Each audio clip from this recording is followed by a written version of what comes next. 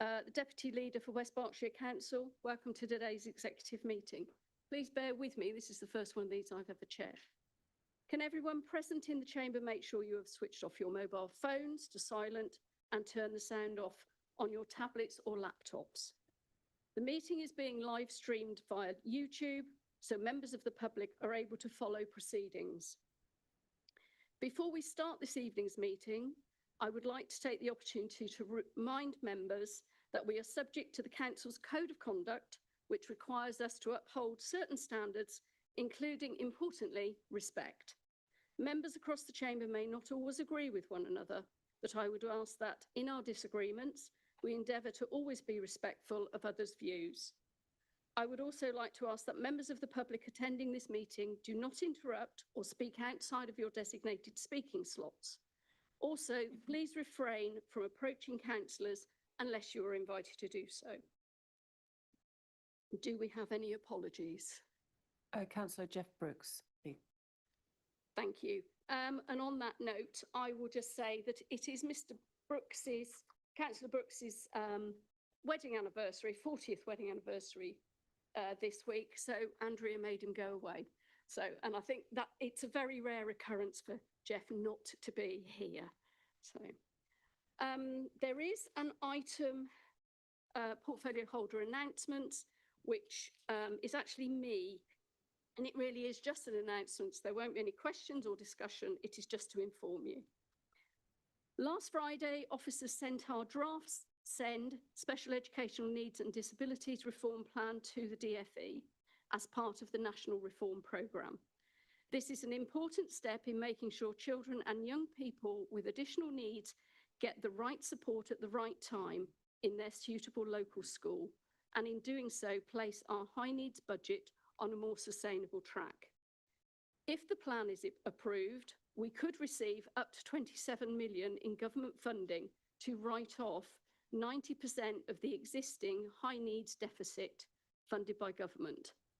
That would help us deal with most of our historic needs deficit up to the 31st of March 2026. We've put this draft together over recent weeks with families, schools, health partners and other organisations. Thank you to everyone who shared their time, ideas and lived experience. It's made a real difference to what's in the plan. And from me personally, a huge thanks to our officers at West Berkshire too. They have put in an awful lot of extra hours to get to this point and to be ready. So thank you very much. But sending the draft isn't the finish line. Once we get feedback from government, we'll have to keep improving the plan. Co-production will stay at the centre of the next stage, working closely with families and partners to shape solutions that work locally. As executive member for Children's Services, I know how important it is that we get this right. This is a real chance to improve services and make sure support is there early and in the right place. We're expecting feedback from the DfE by the 3rd of June, and we'll be sending the final version back by the 19th. Before that, it's on the Children's and Young People's Scrutiny Work Programme for the 4th of June, and officers will bring an update on the latest version at that meeting. Thank you. The next item is the minutes. Are members happy to accept the previous minutes as an accurate record of the meeting held on the 19th of March? I'm happy to propose this from the chair. Does it find a seconder? Thank you, Councillor Foote. Is everybody happy with that? Could we have a show of hands, please? Thank you very much. An abstention. Thank you very much. Do we have any declarations of interest? None received. Thank you. Any from the floor? No, thank you very much. We will move on to public questions then. And I'd like to thank all the members of the public who have submitted questions for this evening's executive meeting, and welcome those of you in attendance to hear the answer to your questions and to ask a supplementary question if you have one. I would ask that we keep these to a minimum. We have a lot of questions, and to be fair to those people who have questions, I'd like to get through them all if we can, but we do only have 30 minutes for this item. And your supplementary should be about the answer you have received. Your question will appear on screen and will be answered by the relevant portfolio holder, and you will then be given the opportunity to ask your supplementary question, but it must not introduce any new business. So the first question is from Alan Pearce to Councillor Ian Cottingham. Good evening, Mr. Pearce. Thank you very much for your question. So the full cost of the project was set up as part of the 25-26 capital programme. Any unspent allocations will be moved into the 26-27 budget as part of the outturn process. Do you have a supplementary question, Mr. Pearce? Can I have some clarification first, please? Can you just confirm that it's not at this moment in time in the capital budget? It is in the capital budget. So the question was, can you show me where the line? I cannot get to it this moment in time, but I can send to you where it is within the capital budget. It is in there. As I say, any unspent monies will then be slip into 26-27. So could you just repeat that again? I Sorry. think you've now asked two supplementaries. No, I haven't asked a supplementary question. I'm sorry. Could you just repeat that, please? That's quite important. So the answer I've been given by the head of the 151 officer saying that any unspent allocations will be moved into the 26-27 as part of the outturn process. Okay, so I do have a supplementary. Thank you, because no, I'm sorry. I'm due a supplementary question. Okay, we'll be quick. Thank you. I said we're moving on.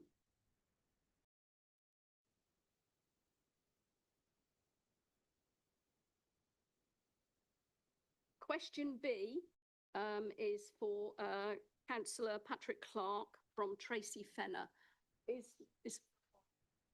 She's not online or in the room. Okay. Okay, that will be a written response.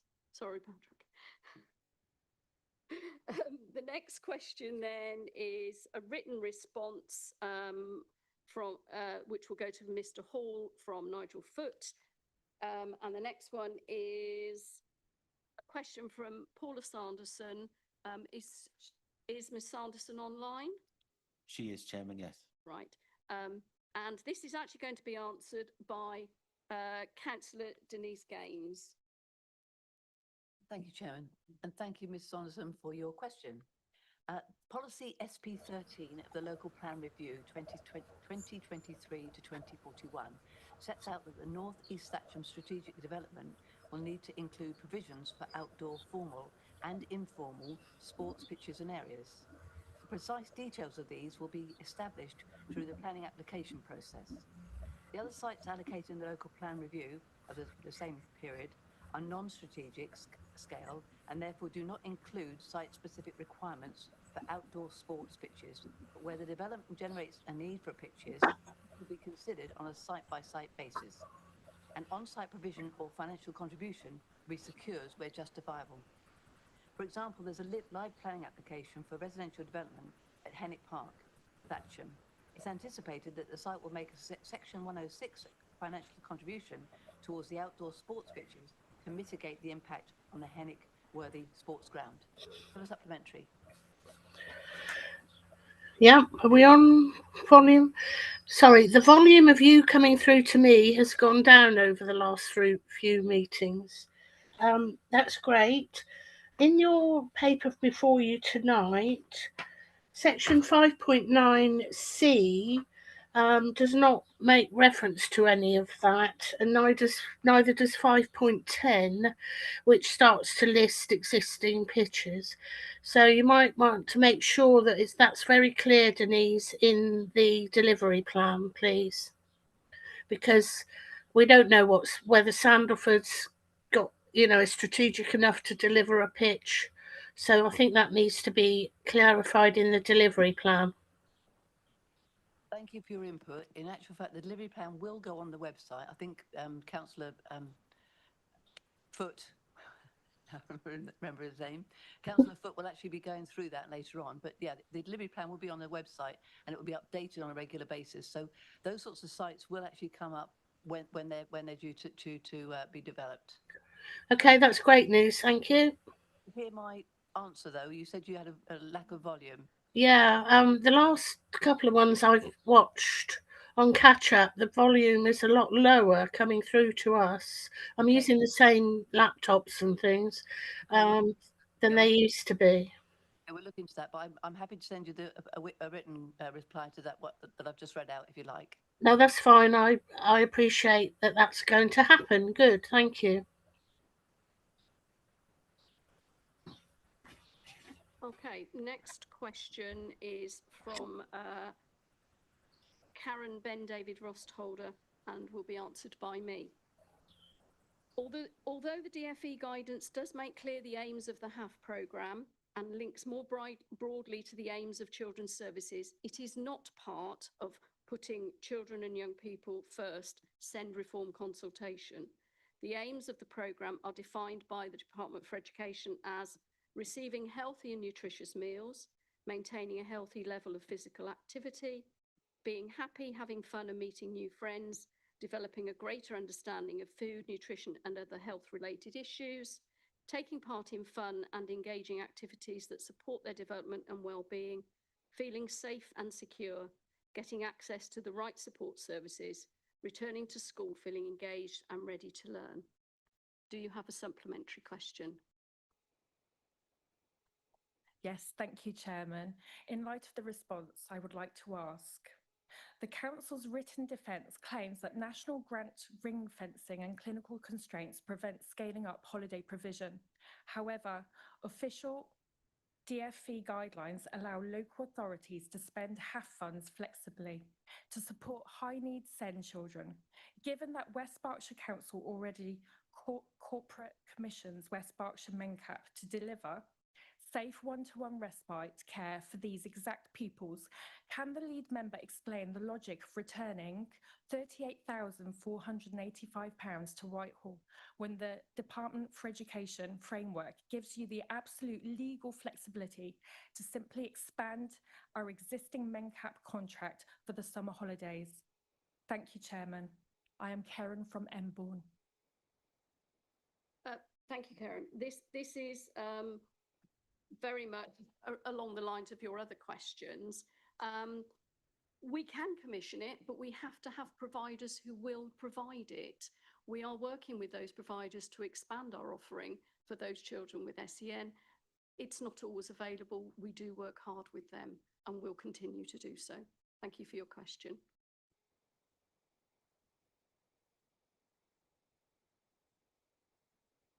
The next question, F, is from John Goatley. Can I roll this one over? Because with the best will in the world, I don't think you can answer like Jeff Brooks. Excuse me, I am the chairman of this meeting. No, I'm prepared to take the question. Okay, if you'd have let me know earlier, that would have been fine. I am not Jeff Brooks, most definitely not. So my answer to you is we always answer questions with as clear an answer as we possibly can. There are some occasions where there is sensitive or personal data, and in those cases, we cannot share that information. Do you have a supplementary question? Yes, but I think you find it difficult to answer because on a normal occasion, Jeff Brooks takes a very healthy interest in public questions. Now, I asked a question at the last executive which related to pedestrianisation, and whilst every member of the Liberal Democrats here was in receipt of the so-called leaked document, I'm wondering why Jeff didn't intervene as I was given a very dubious answer. He normally intervenes in everything else.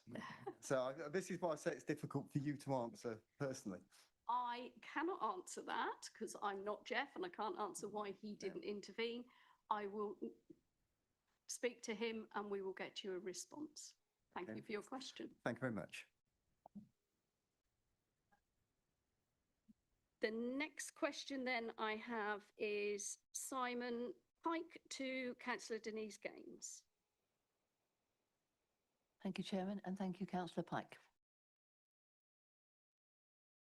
Still on. The recent consultation events were very well attended, and we were grateful to all those who took part. We have received a substantial amount of feedback, which is currently being collated and analysed to identify key themes and practical insight that will directly inform the development of the master plan. We would also like to thank the town and parish councils and all the other stakeholders for their valuable contributions at the stakeholder workshops. This input is an important part of the collaboration process set out in Policy SP14. We found it to be a positive and constructive exercise. At this stage, it's important that we take the necessary time to carefully consider all feedback, alongside the emerging technical evidence to ensure that the master plan is robust, deliverable, and reflective of local priorities. I do not wish to prescribe at this time precisely what the next collaboration with stakeholders will be, as I would rather this be informed by the reviews of the feedback received. The next formal stage of consultation is planned for the summer, when a more developed draft master plan will be shared. We're keen to ensure this level of engagement continues beyond the master planning stage and follows through into the planning application process. Do you have a supplementary? Yeah, thank you very much. So an internet definition of collaboration is it is the process of two or more people, teams or organisations working together to achieve a shared goal or create a common outcome. Now, the consultation that took place, as I understand, was not conducted by the consultants who'll be developing the master plan, but by a specialist communications company. And I also understand from other documentation that's been made public that the consultation that you referred to in the summer will be on a final draft. So neither of those, as I understand it, constitute the collaboration that is called for, indeed required, in SP14 in the local plan. So I would ask you if you can give any more information about what will happen between those two with the key stakeholders, like the parish and town councils, or if not, if you could ensure that that information is made available as soon as possible so that we can be prepared for it as well. Thank you. Thank you, Councillor Pike. We will make every effort to ensure that we actually get complete engagement with both the community and the parish and town councils. The only reason I can't give you an answer tonight about that is because we don't know what the feedback's going to show us. The feedback may actually may already give us enough information, because we had some very, well, you may not agree to that, but I don't know, because I haven't seen the feedback. I won't see the feedback until actually they collate it all.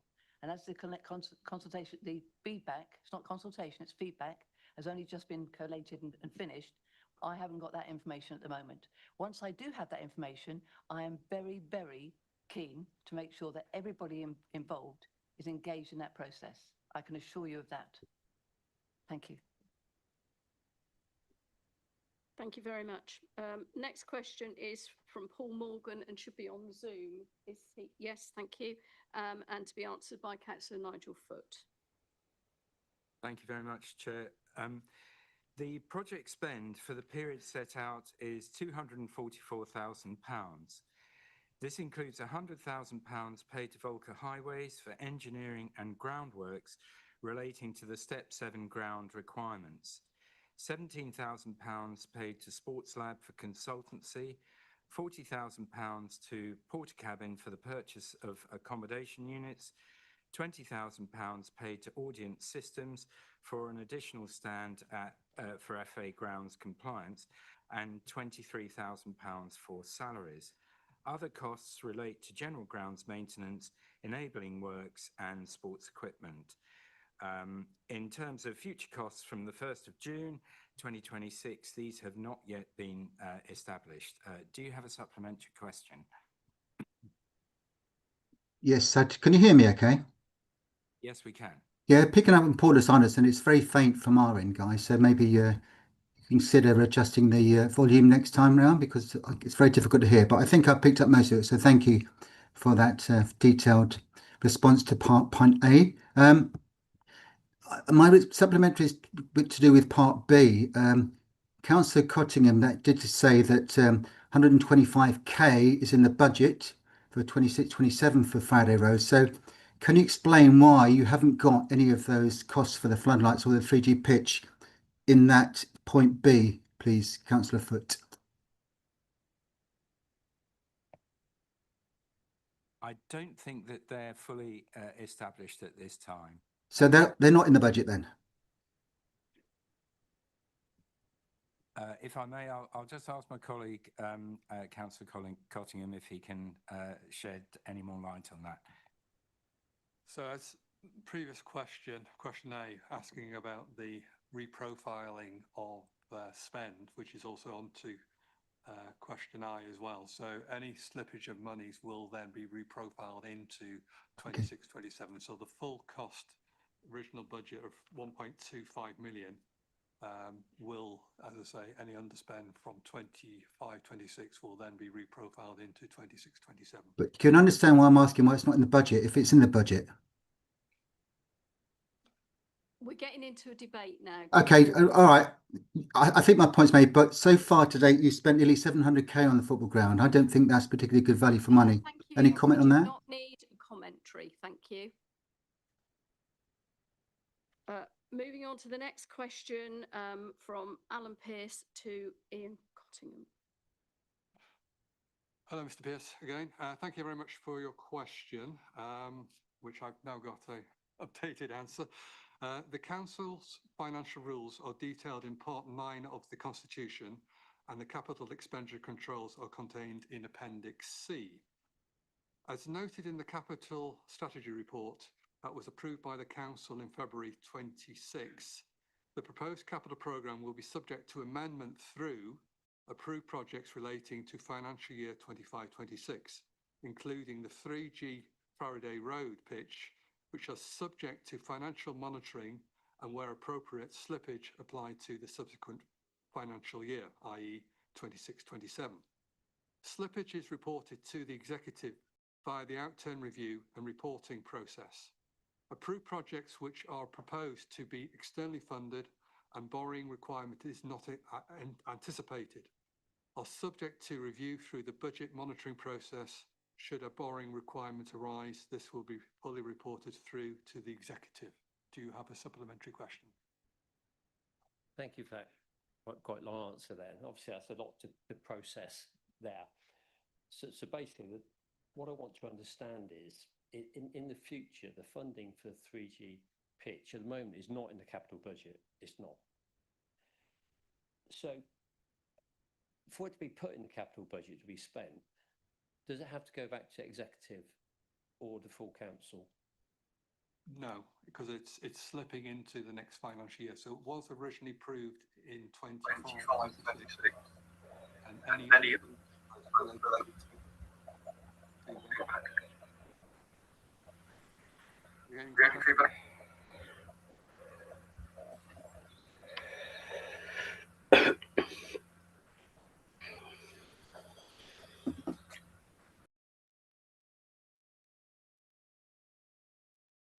Can you finish your answer? I will.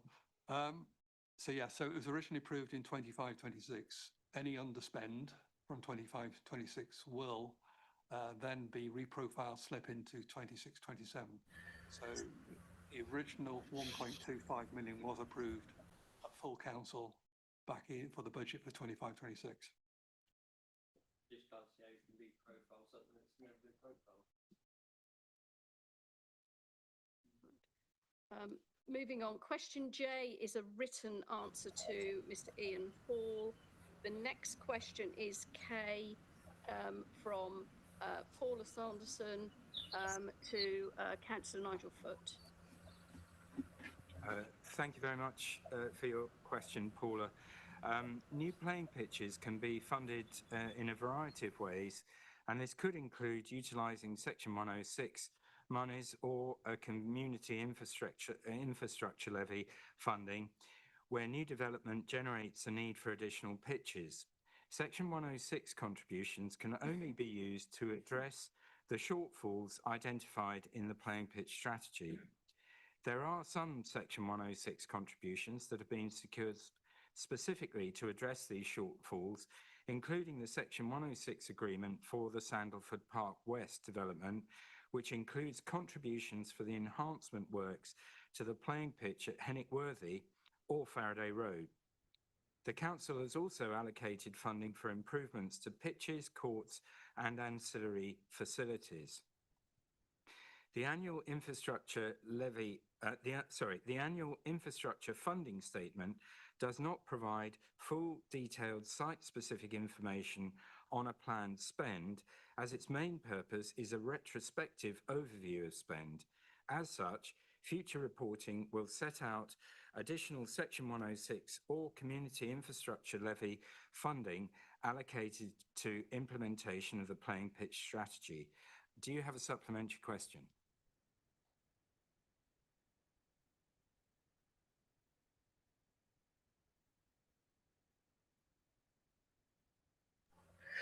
Your annual infrastructure funding statement doesn't list the sources from developments and trace through the allocation and then the final spend, whereas a lot of councils do that, and that makes it much clearer for the public.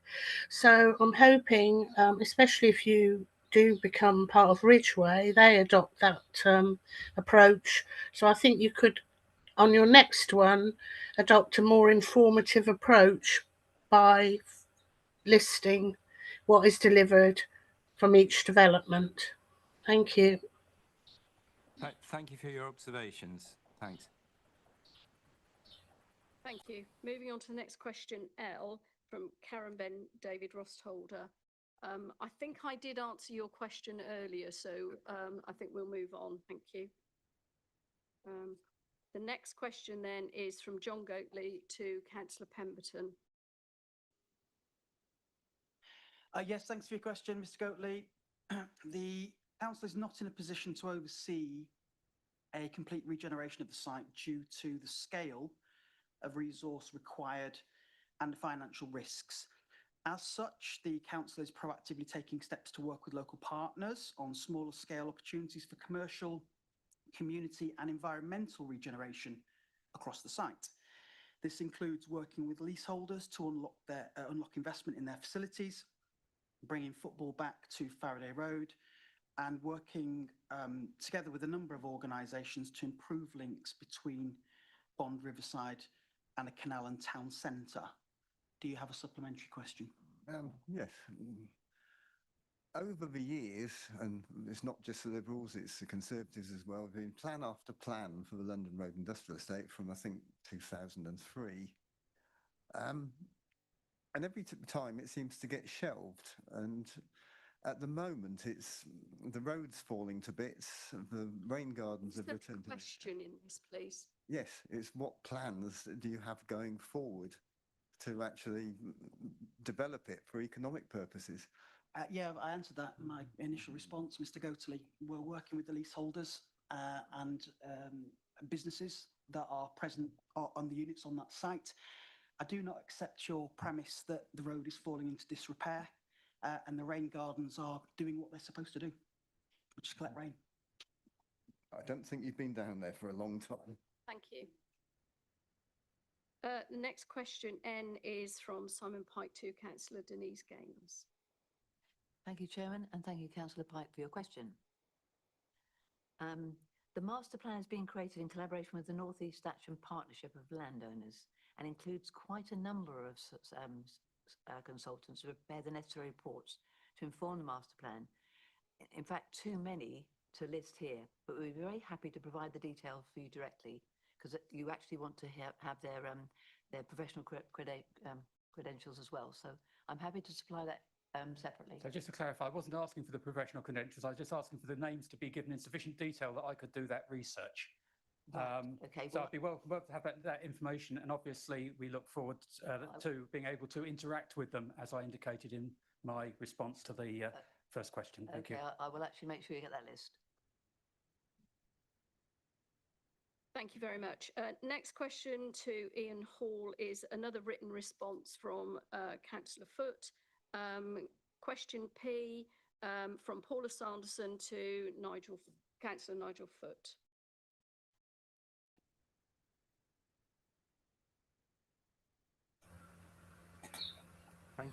Thank you very much for your question, Paula. All funding options will be considered and pursued as appropriate to deliver against the new playing pitch strategy. The playing pitch strategy has been developed by a steering group which includes the Council and national bodies for sport, which supports the ability of these bodies to provide grant funding. This steering group will work together to deliver the aspirations of the playing pitch strategy collaboratively. Do you have a supplementary question, please? Yes, please. Would you consider, when you're putting out the next stages of information, that for the public, the sources of funding, when you say grants, to me, there are two types of grants. There are grants that you have to apply for, and then there are grants that the council are given under various formula. And also within Section 106 and SIL, there are two different types of funding. So would you consider, when you're looking at your sources of funding and reporting your financial assessments, splitting it slightly more into for those two categories, splitting them down into two? Yeah, well, thank you once again for your observations. And yes, that's certainly something we can consider. So thank you for mentioning that. Thank you very much. Thank you very much. And the last question is to me, again from Karen Ben David Rostholder, and the answer to your question. The council will give specific attention to developing the HAF offer to children and young people with SEND, and to align to the work of children's services under the anticipated DFE expectation to have a school-age childcare function. Do you have a follow-up question? Yes, I can. The council will give specific attention to developing the HAF offer to children and young people with SEND and align to the work of children's services under the anticipated DFE expectation to have a school-aged childcare function. So are you committing to looking at not having an underspend next year and ensuring that the total HAF allocation is going to be spent like neighbouring counties? We will definitely attempt to do that. If the provision is there from providers like MenCat, Swings and Smiles, we will try and spend that allocation to ensure every child that needs it gets a HAF programme. Thank you, Chairman. Thank you for your question. Thank you, everybody, for your questions. We actually got through that within the half an hour. Right. Can I raise a point of order, please, Chairman? Yes, of course. Thank you, Councillor Codling. Welcome to the chair. Hope you're enjoying it. I remember when the Liberal Democrat administration first took over in 2023, it was then Councillor Dillon who was sat in that chair. And he made a big deal about not sticking to the half an hour for public questions. And he said it was really important that no matter how many public questions there were, they would be heard. I know that you were sticking to that half an hour deadline. Have we just departed from that commitment, or are we sticking to the half an hour going forward? From my point of view, we will always try and answer all the questions, but we have a very long agenda tonight. There's a lot on here, and I wanted to be assured that everybody got an opportunity on all the items and that we didn't go very late. It will depend, yeah. But we were able to get through them all in the times. Thank you, boss.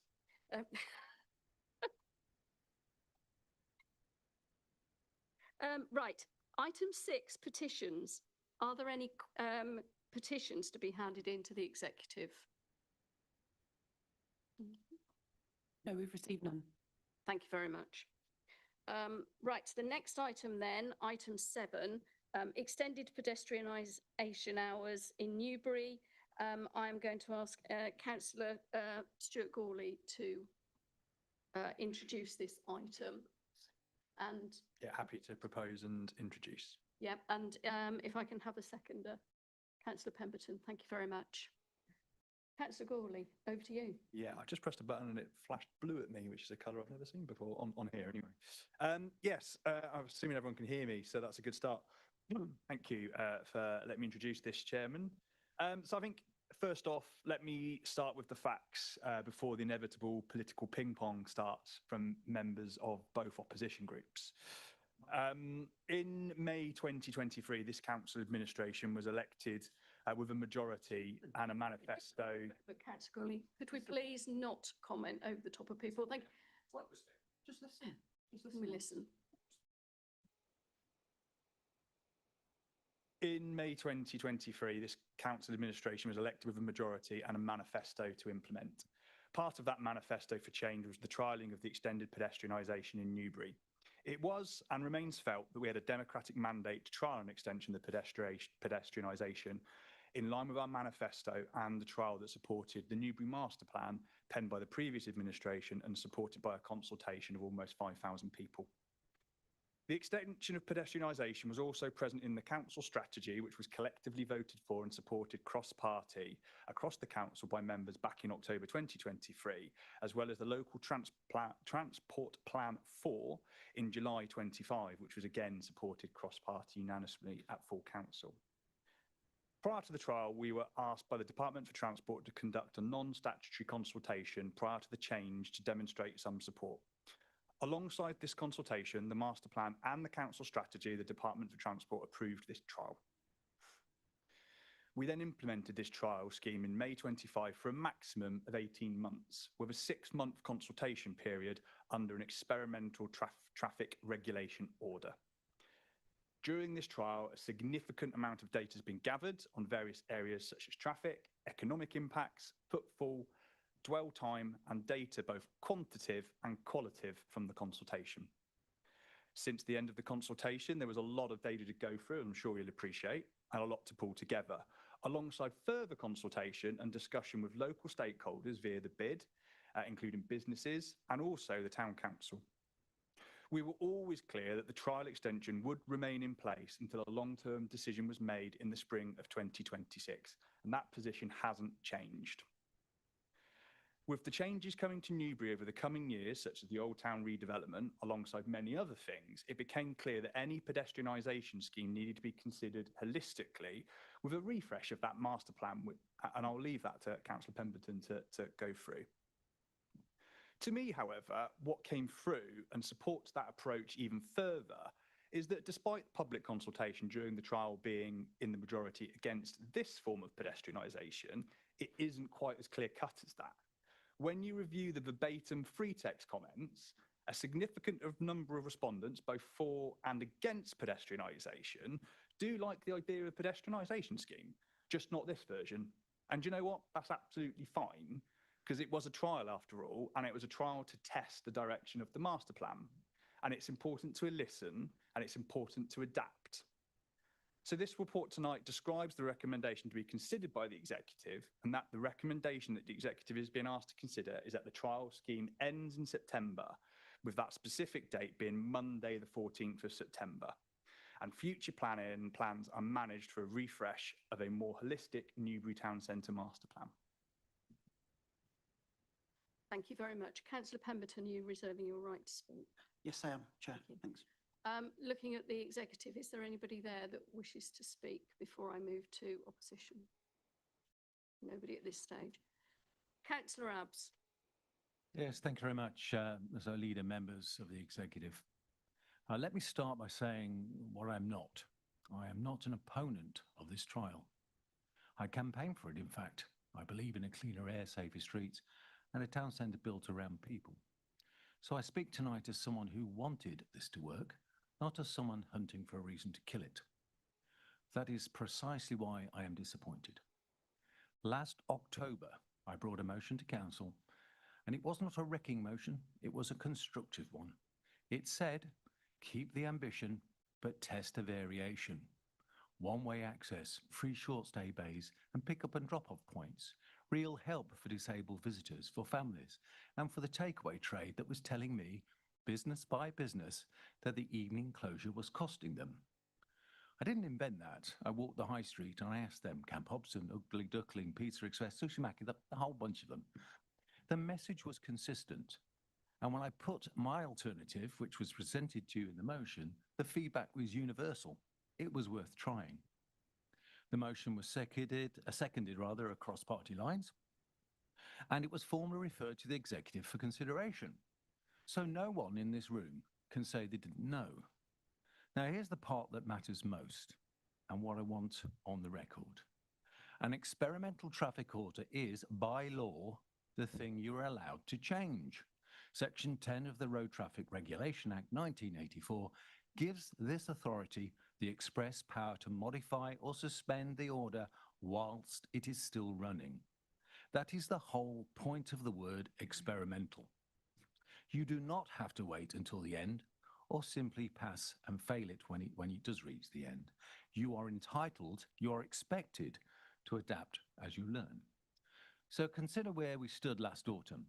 You had the legal power, you had the data, and you had a ready-made alternative on the table with cross-party support 7 months ago, and you did nothing with it. Instead, the experiment ran on. The consultation closed in November, and it has taken until tonight, 6 months later, for a recommendation to reach this room. And that recommendation is not to fix the scheme, it's not even to try an alternative. It's to scrap the whole thing in September, after one more full summer, and to sweep any future thinking into a master plan review that, by your own report, needs a further budget before it can deliver anything at all.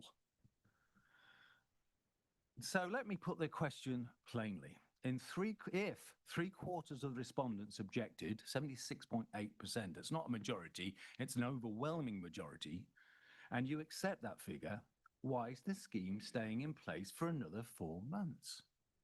And if you do not think that the figure tells the whole story, then why are you scrapping the scheme instead of improving it? You can't have it both ways. And then there is this. Your own consultation report does not merely record the objection, it labels them. It tells us that 42.9% of the people who objected were exhibiting, and I quote, motorist bias. It speaks of the need to reframe the debate, of using targeted messaging to persuade people. So let me translate that for the people watching at home. When residents told you the scheme was not working, the official response was to question their motives and to plan how to sell it back to them in the future. That is not listening, it is merely managing. I will finish where I began. Is this a question? It is a question, you've already had two. I will finish where I began. I wanted this to succeed. I gave you a lawful, constructive way to make it succeed, while it was still live and still changeable. I'm nearly there, just relax for 1 second. You had every power to take it, you took none of them. So the only question the people of Newbury are left with, the question I'm asking on their behalf tonight, is a very simple one. Why do you not listen?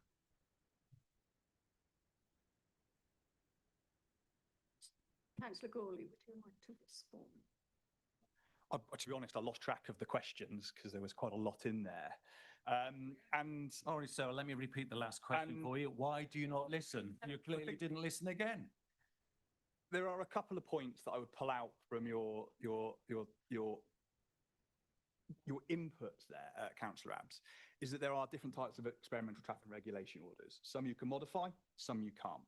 This was one that you couldn't modify, and you can't end suddenly. I mean, that's the other important piece to highlight, is even if we wanted to end it tomorrow, we couldn't. There's a process you have to go through to revoke or to modify, which is extremely lengthy and takes a lot of time to put into place. Hence the reason why we are aiming for September. And you can shake your head all you like, Councillor Abbs. That is the officer advice that I've got from technicians that are experts in this area. We legally have to go through a revoking process to enable to revoke that. And if we wanted to modify it, we would have to go through a modifying process. And I think one of the key things that certainly, and I know that folks will say we haven't listened, but I think the fact we're here tonight demonstrates that we have.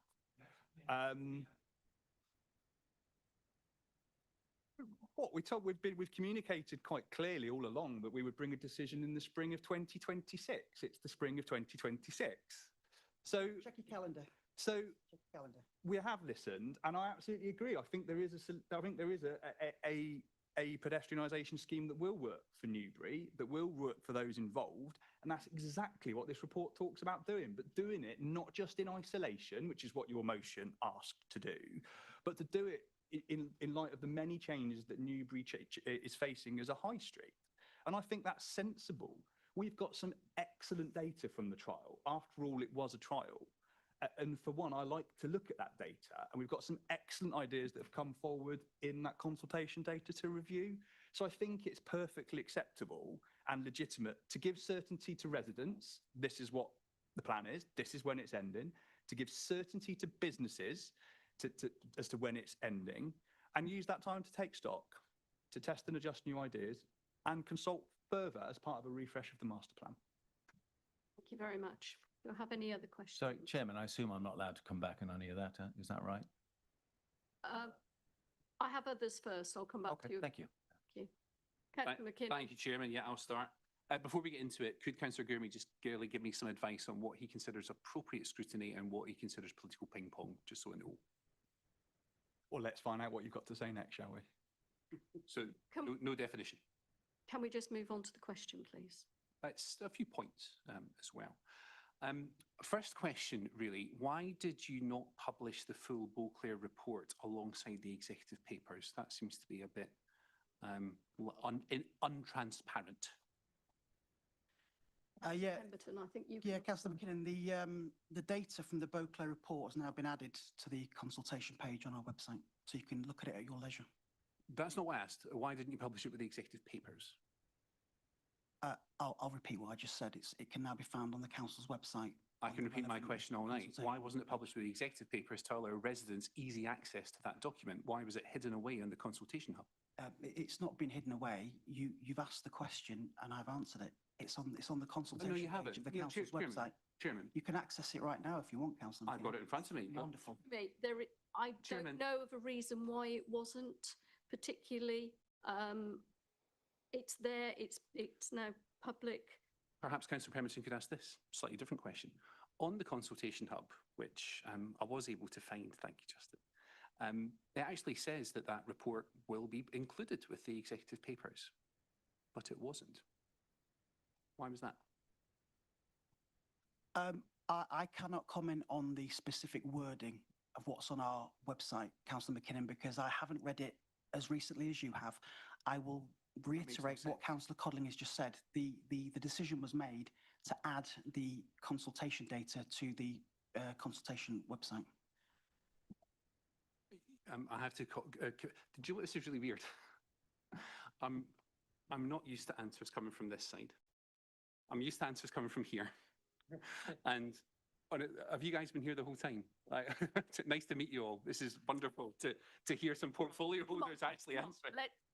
Let's get to the next I will question. continue. Thank you, Chairman. This is wonderful stuff. What input did you seek from Thames Valley Police during the trial, given the strength of feeling that was expressed about the town feeling unsafe to certain residents? Thames Valley Police were asked for their views on the extended trial hours. They provided feedback to us, and they recorded that there was no noticeable increase in either crime or antisocial behaviour in the pedestrian area after those increased pedestrian hours came into effect. Could you confirm when those views were sought and obtained? At what point during the trial? Yeah, halfway through the trial, the summer of 2025, off the top of my head, I don't know. And it's difficult for me to elaborate because I don't understand the context of your question. What is it you're trying to drive at? If you're asking me, has Thames Valley Police told us that there has been a notable increase in crime and antisocial behaviour since the pedestrian hours were increased? The answer to that question is no. No, I'm not asking you that. I'm asking you what input you've sought and obtained from Thames Valley Police, given that lots of residents, and I don't think you should be belittling them, given that lots of residents have reported that the town centre feels unsafe. So it's a simple, I think, legitimate question. Hopefully it meets the Gurley ping pong test and it's allowable. I wonder if we could have an answer. Yeah, the Thames Valley Police have been engaged throughout the process, as we said. They're statutory consultees to the traffic regulation order, And they also attended a number of the bid meetings, I believe, because I remember specifically asking for data around crime at one of those meetings. That would have been probably the summer of this time last year. So roughly, we've definitely engaged. It would have been the summer, I believe. Yeah, I can't remember off the top of my head, but I remember them being there with shopkeepers and retailers. Like I said, they are statutory consultees as well. that's fantastic. That's an answer. It's a shame we had to go through a bit of a process to get there, but thank you, Councillor Gourley. I appreciate it. One more for me for the moment, and then I think I'll let colleagues come in. In the published papers, which it doesn't include all of the details from the internal briefing note. It contains selected highlights. And I believe that you're not planning to publish the internal briefing note in full, even although the journalists have it. But as part of that, you suggest that emissions within the town centre have fallen as a result of the trial. That's one of the positive aspects that you're trying to stress. Have you sought to quantify how many additional emissions have been generated by forcing traffic onto other routes, like the A339? So if the emissions go down in the town centre, is there a corresponding increase on other routes? Have you sought to quantify that? The air quality area around the St John's roundabout, the Burger King roundabout, was actually recently removed because air quality had improved. So was there a measurement of No, of emissions on other routes? No, because it stopped being measured because of the quality of the air improving. No, because it stopped being measured. Is that because, a no? No, yes, you're correct. No, because the air quality at the St John's roundabout, as well as the other air quality area in Fatcham, both reduced. They were no longer required to be monitored. Did you not think it would be an idea to monitor it, given the removal of traffic from the town centre onto those routes? Not at the time, no, because we were focusing on the town centre. And also I was assured by the fact that the air quality had improved significantly enough because it was taken away and there was no longer need for an air quality assessment. I think that tells us all we need to know. I will let others come in. Councillor Marsh. Thank you, Chair. I've got 7 specific questions to put Can you keep them very short? the 2 members. They are short, but if I could, the actual questions, not political point scoring, Chair. But if I could just make one observation before just to give some background to it. This fiasco has been 5 years in the making. We've gone from the bid representing town centre businesses saying that in 2021 they had 80% support for a 24/7 traffic-free zone, a statistic backed up by a Newbury Town Council survey carried out by Councillor Colston, the Liberal Democrat leader of the Town Council at that time. They wanted 24/7. Nothing happened. We then got because the Conservative administration at the time didn't do anything about it. We then got the vision that's now going to be refreshed, which I think refreshed means parking and hoping people forget about it by the next election, which they won't. But anyway, we then had the vision signed off by Councillor McKinnon.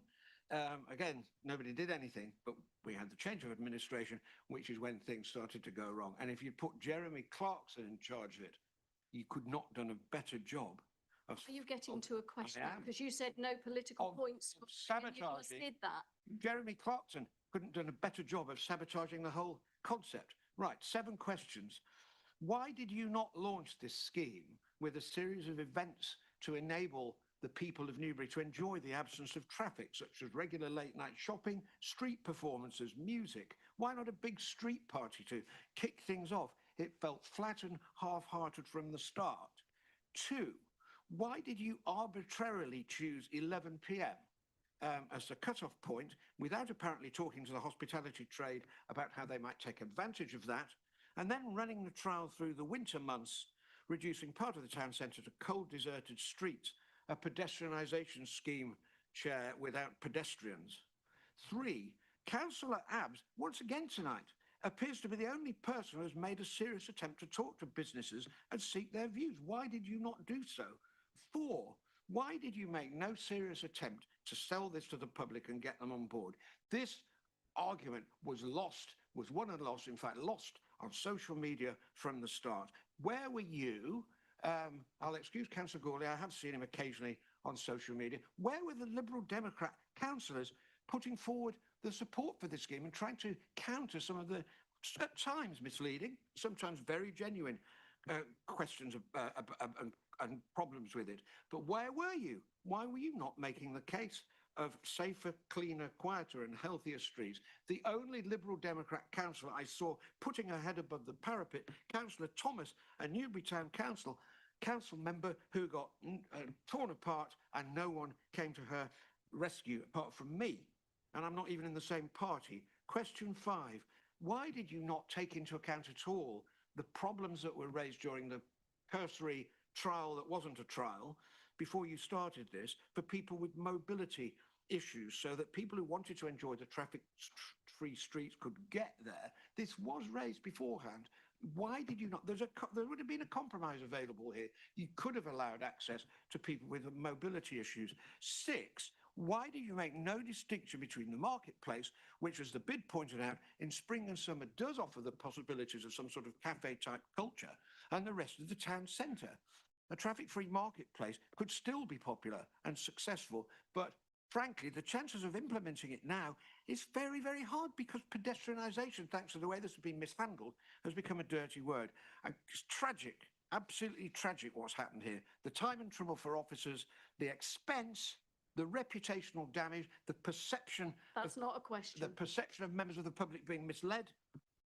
My final question is, where do we go from here? I don't think that because this has failed, we might even agree on this, Councillor Gordy.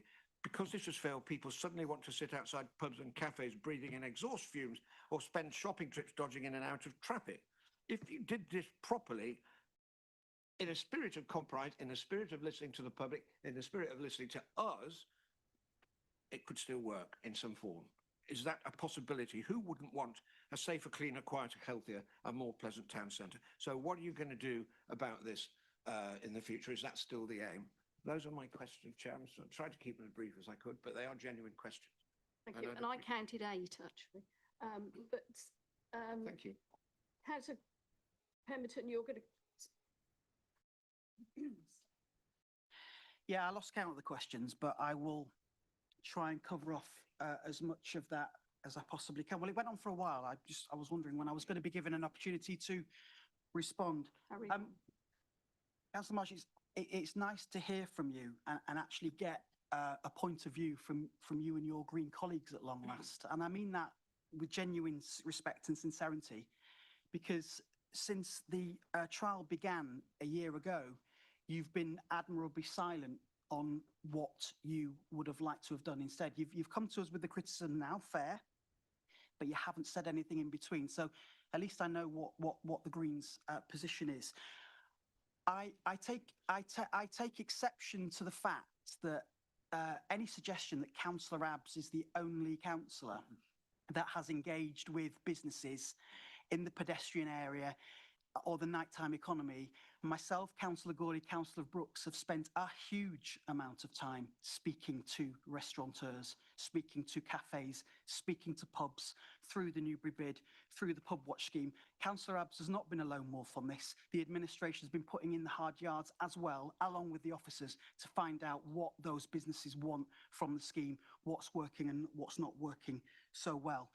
Why did we pick the finish time at 11 o'clock? Why did we not build in particular access schemes for mobility restricted users? All perfectly valid questions.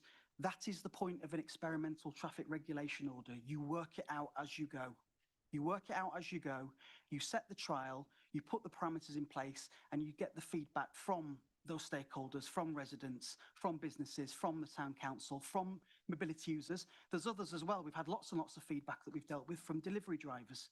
We've had feedback from taxi drivers. We've had feedback from lots and lots of different stakeholders that have given us their views. And I can assure you that we've taken those views into account. And I can also assure you that as far as I'm concerned, as the portfolio holder for economic development, I do not want this scheme to go away. The Tories might want to paint this as you've scrapped it. Councillor Abbs might want to paint this situation as we scrapped it. We haven't scrapped it. We haven't scrapped anything. We're going to pause it, and we're going to go back out, and we're going to consult, and we're going to consult much more widely, much more proactively as part of a refresh of the town centre master plan, which was drawn up 4 years ago and is due a refresh. As for your comments about the marketplace, Councillor Marsh, there are lots of other areas within the pedestrianised area on Northbrook Street and Bartholomew Street where there are bars and cafes as well. This is not exclusive to the marketplace.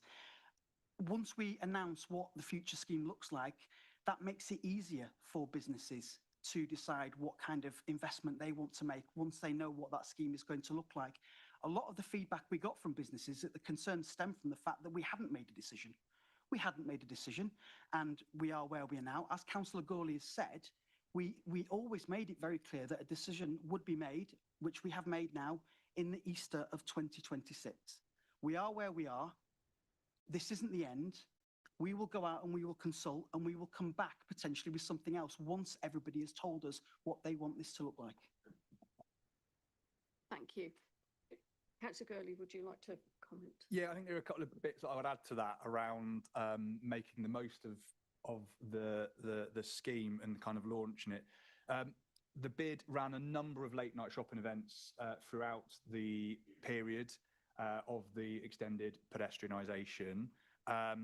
And we also were out there asking people to fill out the consultation. And I remember speaking to many people. And a lot actually that came specifically from other areas to make the most of that late night shopping. So I think the point around not doing things to make most of it is probably not necessarily fair. In terms of other events, the High Street, the Marketplace area have been used extensively throughout the summer and the winter for events. Events that no longer needed road closure permits, for example, or temporary traffic restrictions because of that extension. It made it a lot easier to manage. And we're very lucky to have a vibrant cultural scene within Newbury Town Centre, and that extended pedestrianisation has really enabled that and supported that, I feel. In terms of your question around the winter months, we started it in the May of 2025. With the 6-month consultation running from the May until the end of the November. So again, and again, we were clear that it would stay in place whilst we made a decision. So again, I think that the query around why did we start it in the winter is unfair because we started it in the May, which is the spring. So, and actually, it's important to capture it all year round. Because one of the possible alternatives that residents suggested is looking at a seasonal solution. So I think it's entirely proportionate to test these things, right? And we've got that data to support that. Thank you very much. Councillor Abbs, I think you were next. Yeah, no, thank you very much. And thank you actually for pushing me to the end of that, because it gave me a chance to do a bit more research while we were talking. Councillor Gawley, you seem to blame the officers for telling me that in fact an EPRO must have consultation before you make any changes to it. That's not what the research says. The exact point of an EPRO is so that you can. So what I would like to ask you, please, is can you go back to whichever officer gave you the information, check it out, and if you've given me bad information or tried to make an excuse that isn't valid, please apologise to me next time we're in the chamber. And if you have provided the information, then I apologise in advance for raising the question. So before Councillor Gawley comes in, I just want to raise a point of order.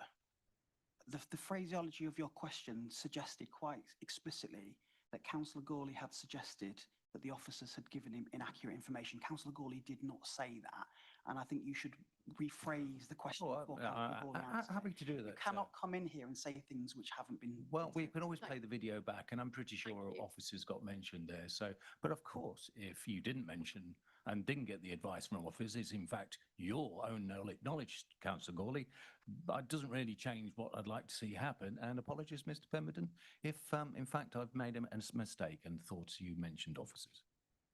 Thank you. We will take that back and ask that question. Yeah, no, and it's a fair question. And I did mention officers because they are the technical expert. What I would make very clear, and this is the bit that I absolutely agree with Councillor Pemberton on, I did not blame officers. I took officer advice. Okay. That is what officers are here to do. They're here to make sure we don't break the law. Just like Sir Keir Starmer's been doing. Yeah, absolutely. Spot on. It's pointless. Can we move on? Thank you. Can I reiterate that when it comes to the highways, it's really important that legislation is followed because people can die on the highways if it's not implemented properly. Officers have advised that the ETRO that we have in place, you cannot just modify and you cannot just stop. In fact, the Department for Transport have advised that because the Department for Transport need to be consulted on these things when you make major changes to the road schemes. Hence why we had to seek approval from them in the first place to implement an ETRO. So Councillor Abbs is absolutely right. I did mention officers. I have been given their professional and their technical opinion, and that is what I've articulated this evening. This is not me making it up as it has been inferred. Thank you very much. Councillor McKinnon. Thank you, Chairman. Coming back to that, it's important. I looked at the legislation on ETROs last week, and the legislation itself certainly says that the ETRO can be ended immediately by a decision of the local authority. I would appreciate some guidance from Claire. I don't expect you to have it at your fingertips now, but how early could the ETRO be ended if there was a will to do so? Would it be September? Would it be August, July? How early could it happen? I don't expect an answer tonight necessarily, but I think we should get that from officers. I'm happy to come back to you because I'm very frustrated here because it feels like that I'm being made out to be some form of a liar and making it up on the hoof. And I'm really disappointed in members opposite to infer. It's called scrutiny. No, it is, but it's inferring that I'm making it up on the hoof. I'm asking for clarity. And I'm happy to give that to you. That's Brilliant. all that needed to be asked. And I'm just answering your question. I will. Your happiness is important to me. No, I am, but it's not so much you actually. It's Councillor Abbs in this instance that's inferring that I'm blaming officers. And I won't tolerate that. Could I ask another question for clarity? Yes. Councillor Gooley, you were very exercised earlier on about the date when the decision was going to be made. It was spring. Councillor Pemberton just told me it was Easter. Which was it? Because we're not in Easter anymore. No, it's definitely spring. I think that might have been a mistake. Happy Easter. Now, Councillor Goatley, I just promoted you. Mr. Goatley is over there, and his smiling face has reminded me to ask Councillor Pemberton something. I'm looking at the Beauclair report right now, and the quote from it, no clear retail uplift. Overall sales remain above national trends, but fell 3.5% below expected level, driven by a significant drop in local resident spending. When Mr. Goatley asked you about this, you talked about an increase in year-on-year sales and an increase in visitors. Now, if you went to work tomorrow, and I hope this doesn't happen, but if you went to work tomorrow and your boss called you in and said, Justin, I'm really sorry, mate, got to let you go, can't afford you. Nothing wrong with your contribution, great performance, great member of the team, but it's likely we're going to make you redundant. But top man. And you go home and your wife asks you, how did it go at work today, Justin? And you said, I got some really positive feedback about my performance. Do you think when she found out that you're being made redundant, she'd be a bit unhappy? Because that's how Mr. Goatley feels right now. Would you not agree?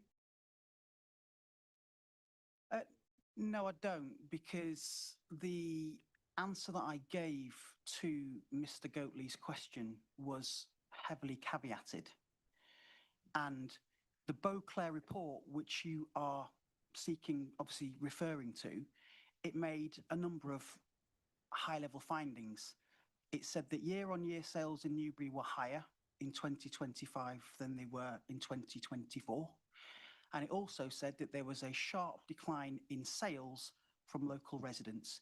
Now, you've got a number of questions on the agenda. I'm talking to you at the moment. You've got a number of questions on the agenda later relating to pedestrianisation. One of them specifically picks up on this theme. We can spend the entire evening picking apart the data and trying to work out who's the best statistician, but I think we've all got homes to go to. At the end of the day, the Beauclair report didn't make any firm findings which connected the increased pedestrian hours to sales or footfall. You are quite correct. But I certainly wasn't misleading when I gave an answer to our resident that sat in the room this evening. And I don't accept the premise of your question either. Okay. Well, if I get made redundant, I would tell my family about it. You might want to do the same. I think, Councillor Pemberton, you made a commitment tonight, which perhaps wasn't evident in the papers. You said that the Tories want you to believe that we're scrapping it. We are not scrapping it. Remember that? There will be a new scheme. It's pausing it. There will be a new scheme. So there will be a new scheme. That's a commitment, is it? despite 76% of residents saying no, and this report really dressing up that opposition as a communications issue. We haven't explained it to the residents. We haven't explained why the residents are wrong well enough. Can you commit that there will be a new version of the pedestrianisation scheme, as you said about half an hour ago? There will be a commitment to consult on whether or not there will be a future pedestrianisation scheme as part of the wider discussions on how we can refresh the 2022 Newbury Town Centre Master Plan, which you were signatory at the time as the portfolio holder for economic development and regeneration. Yeah, I remember Councillor Brooks waving that to me last week at Council. That master plan, by the way, I don't know if you read it. You said that you hadn't read the consultation hub earlier on. You might want to read what Councillor Brooks was waving at me, because that had no commitment to pedestrianisation in it, that master plan. Not one. And I would very much appreciate it if you would stop making out that there was. Okay, I think we've had quite a lot of discussion about this item. And I think we should move on to a vote. So, Councillor Pemberton, are you happy that you've had enough say on this as seconder? So we have a proposer and seconder. Can I have all those in favour, please? Thank you. Thank you very much. Right, the next item is the adoption of the playing pitch strategy. I note that this has been through scrutiny and well discussed. So I'm hoping that it won't take quite as long as the last item. So I'm going to ask Councillor Nigel Foot to propose this. Thank you. Happy to propose, Chair. And do I find a seconder? You do, Chairman. I'd like to second this, but I'll reserve my right. Thank you, Councillor Gaines. I'll hand over to Councillor Foot to take this one away. Thank you. Thank you very much, Chair. The playing pitch strategy was presented at the Special Resources and Place Scrutiny Committee on the 12th of May. Comments made during the meeting were responded to by officers and myself and are reflected in this executive report.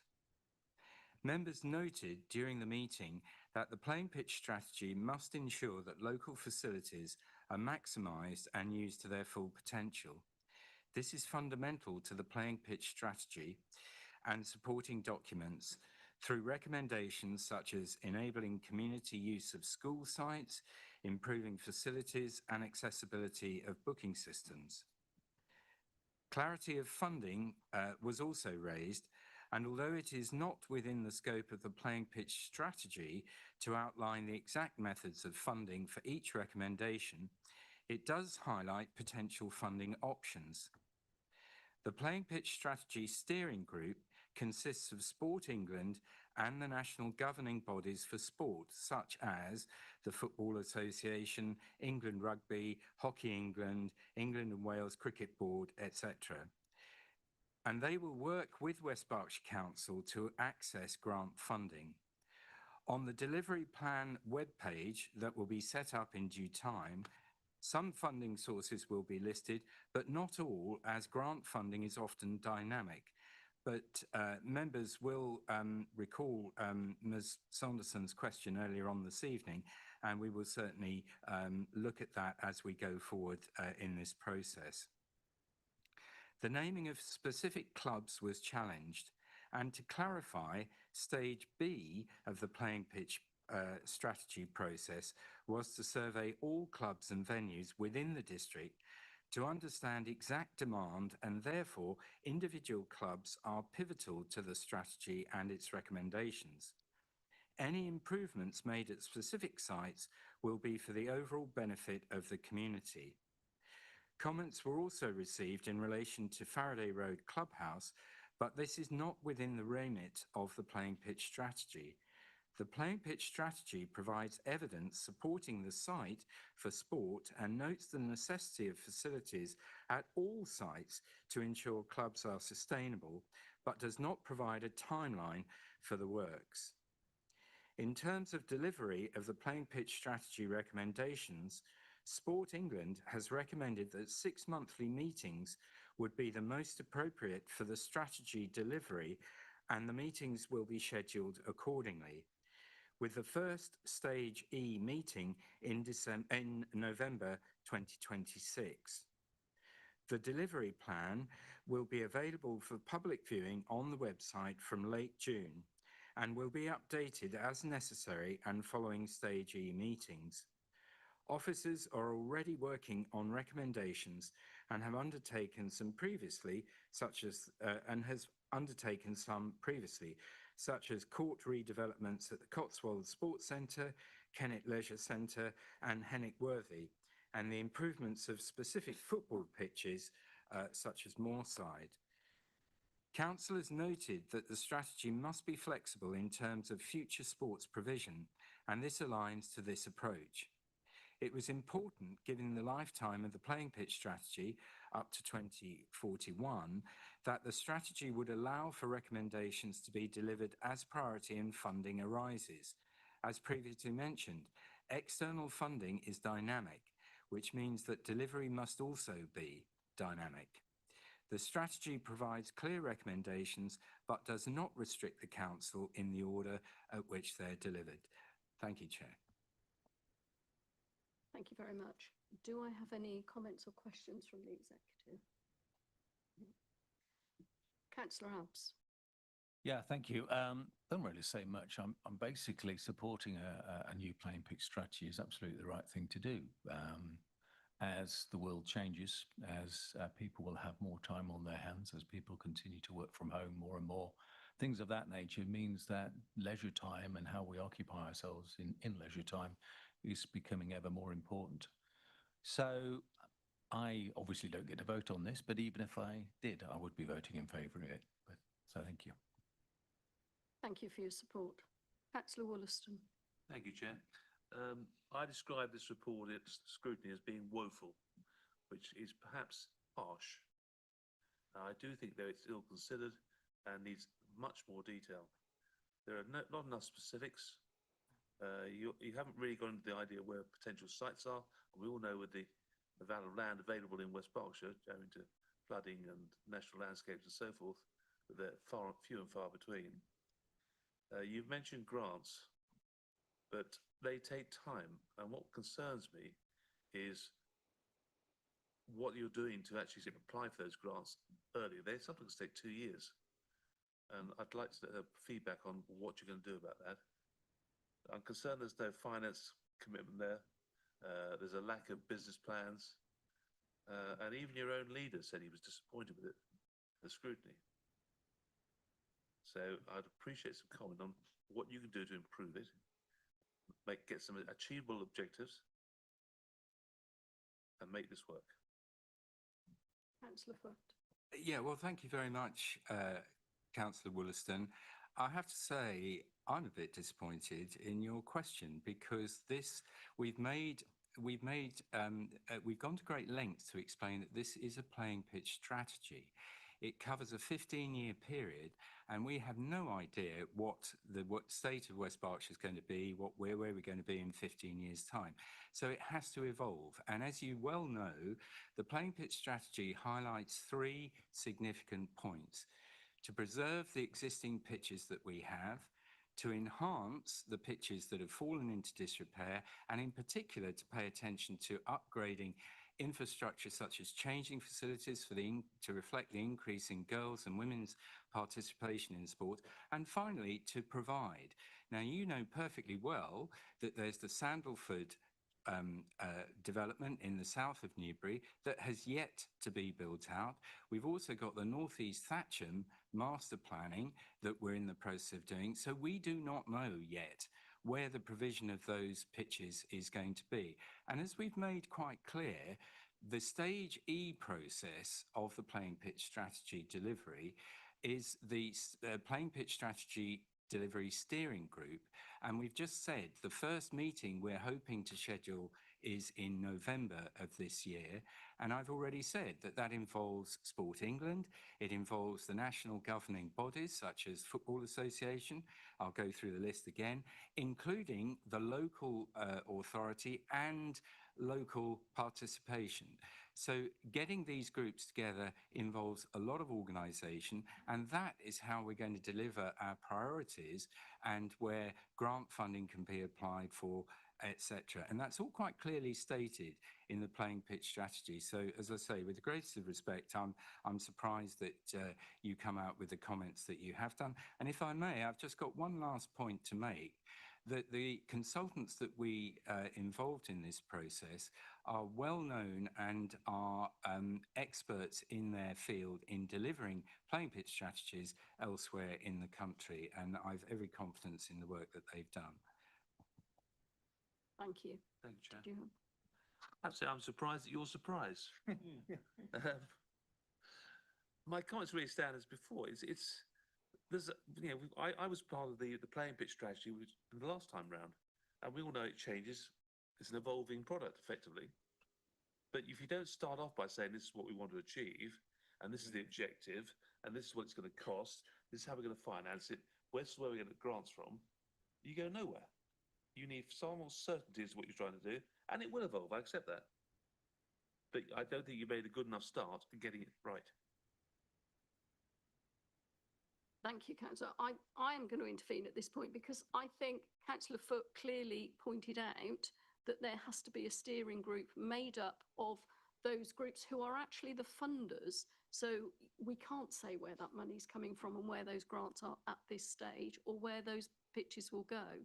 So it's an evolving process and we're at a very early stage. Councillor McKinnon, did you wish to ask a question? I did. I've got a few, actually. I hope they're not ones you've already asked at scrutiny. No, heaven forbid. Although if they were, nothing wrong with that. Different forum. Councillor Foote surprised me with his answer. Councillor Foote's a nice bloke, and he's not one for political ping pong, as Councillor Ridley would put it, I think. No, but that's 3 portfolio holders tonight who have expressed disdain at the temerity of the opposition to ask questions that they don't like. I don't expect you to like the questions. I'm sure you would like us to ask you questions that you find it nice and easy to answer. That's not why you're here.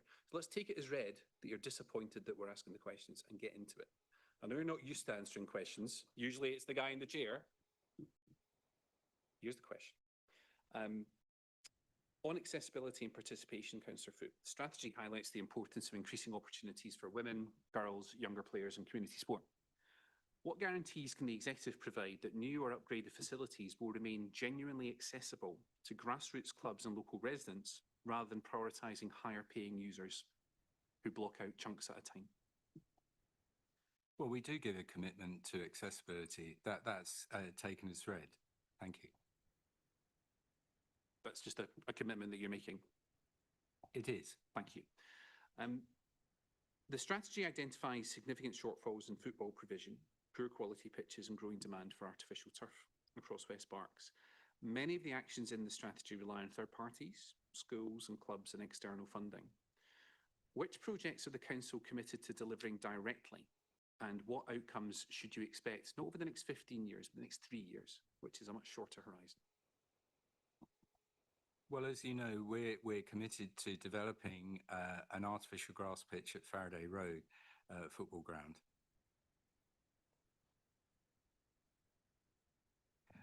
Well, as I just replied to Councillor Wollaston, we have an action plan that is part of the playing pitch strategy, and the playing pitch strategy steering group will be working on that delivery.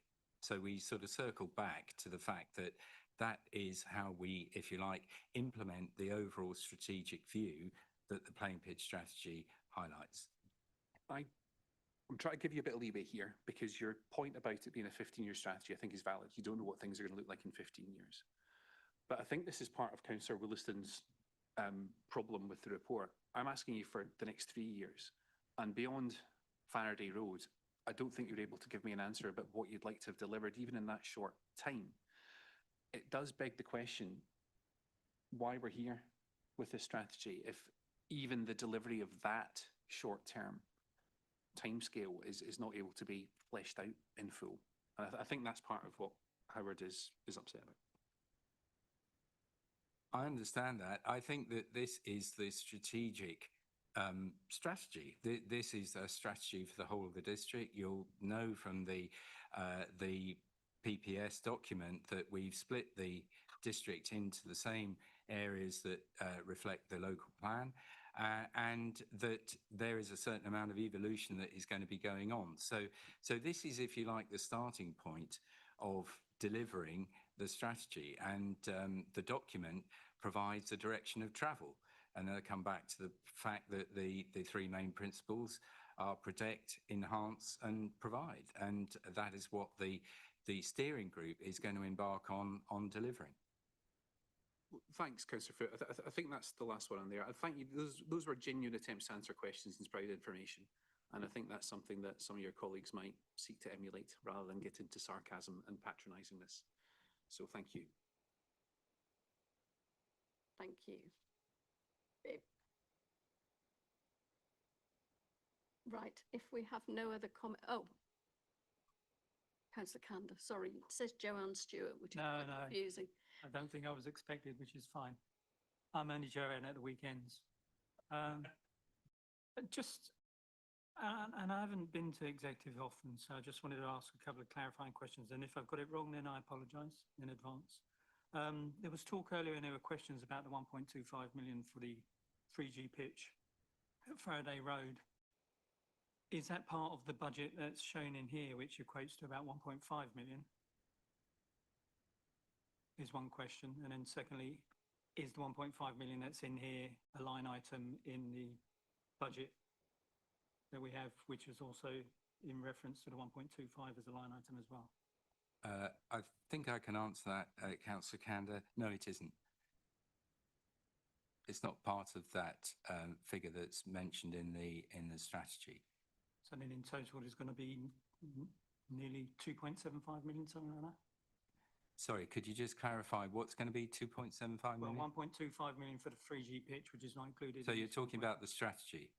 Well, the strategy has about 1.5 million for the next 5 years.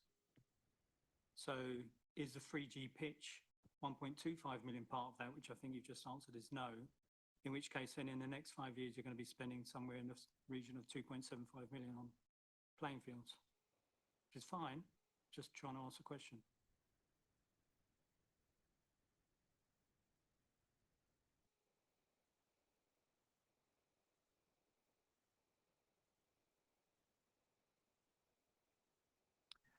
Okay, so a couple of points here, that the funding for the 3G artificial pitch is funded out of SIL receipts. So that's the 1.25 million.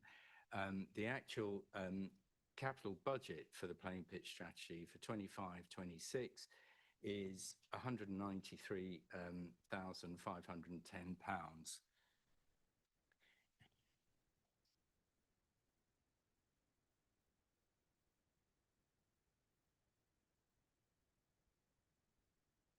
Chairman, if the officer's kind of answering the question, wouldn't it be easier just to answer the question directly onto the microphone rather than the whispering thing that's going on? I'm quite happy to hand over to my executive director, who might be able to answer that. Thank you. Through you, Chair. So just to clarify, the money from the SIL budget is for the Faraday Road. We've already heard an answer to the question tonight from a member of the public in that respect. There is an element of capital budget which is specifically allocated to the leisure service for playing pitch strategy, as already mentioned by Councillor Foot. That's £1,903,000 and 510. Sorry. 193,510. So yeah. So now, should there be any further future years proposals that could be allocated through next year's capital programme? Also, in the event that any schemes come forward with a business case, then there's no reason why they cannot come through the exec cycle for the council to allocate that budget. Councillor Cottingham, I think you want to help. Yeah, I think it's been a long bit of discussion this evening. Thank you, Chair, about what is the strategy. So from my perspective, why do we have a paying for it strategy. Within the strategy is what we're looking to do, and ultimately next stage is how we do it. So part of that will be the funding of what will be going into future capital budgets.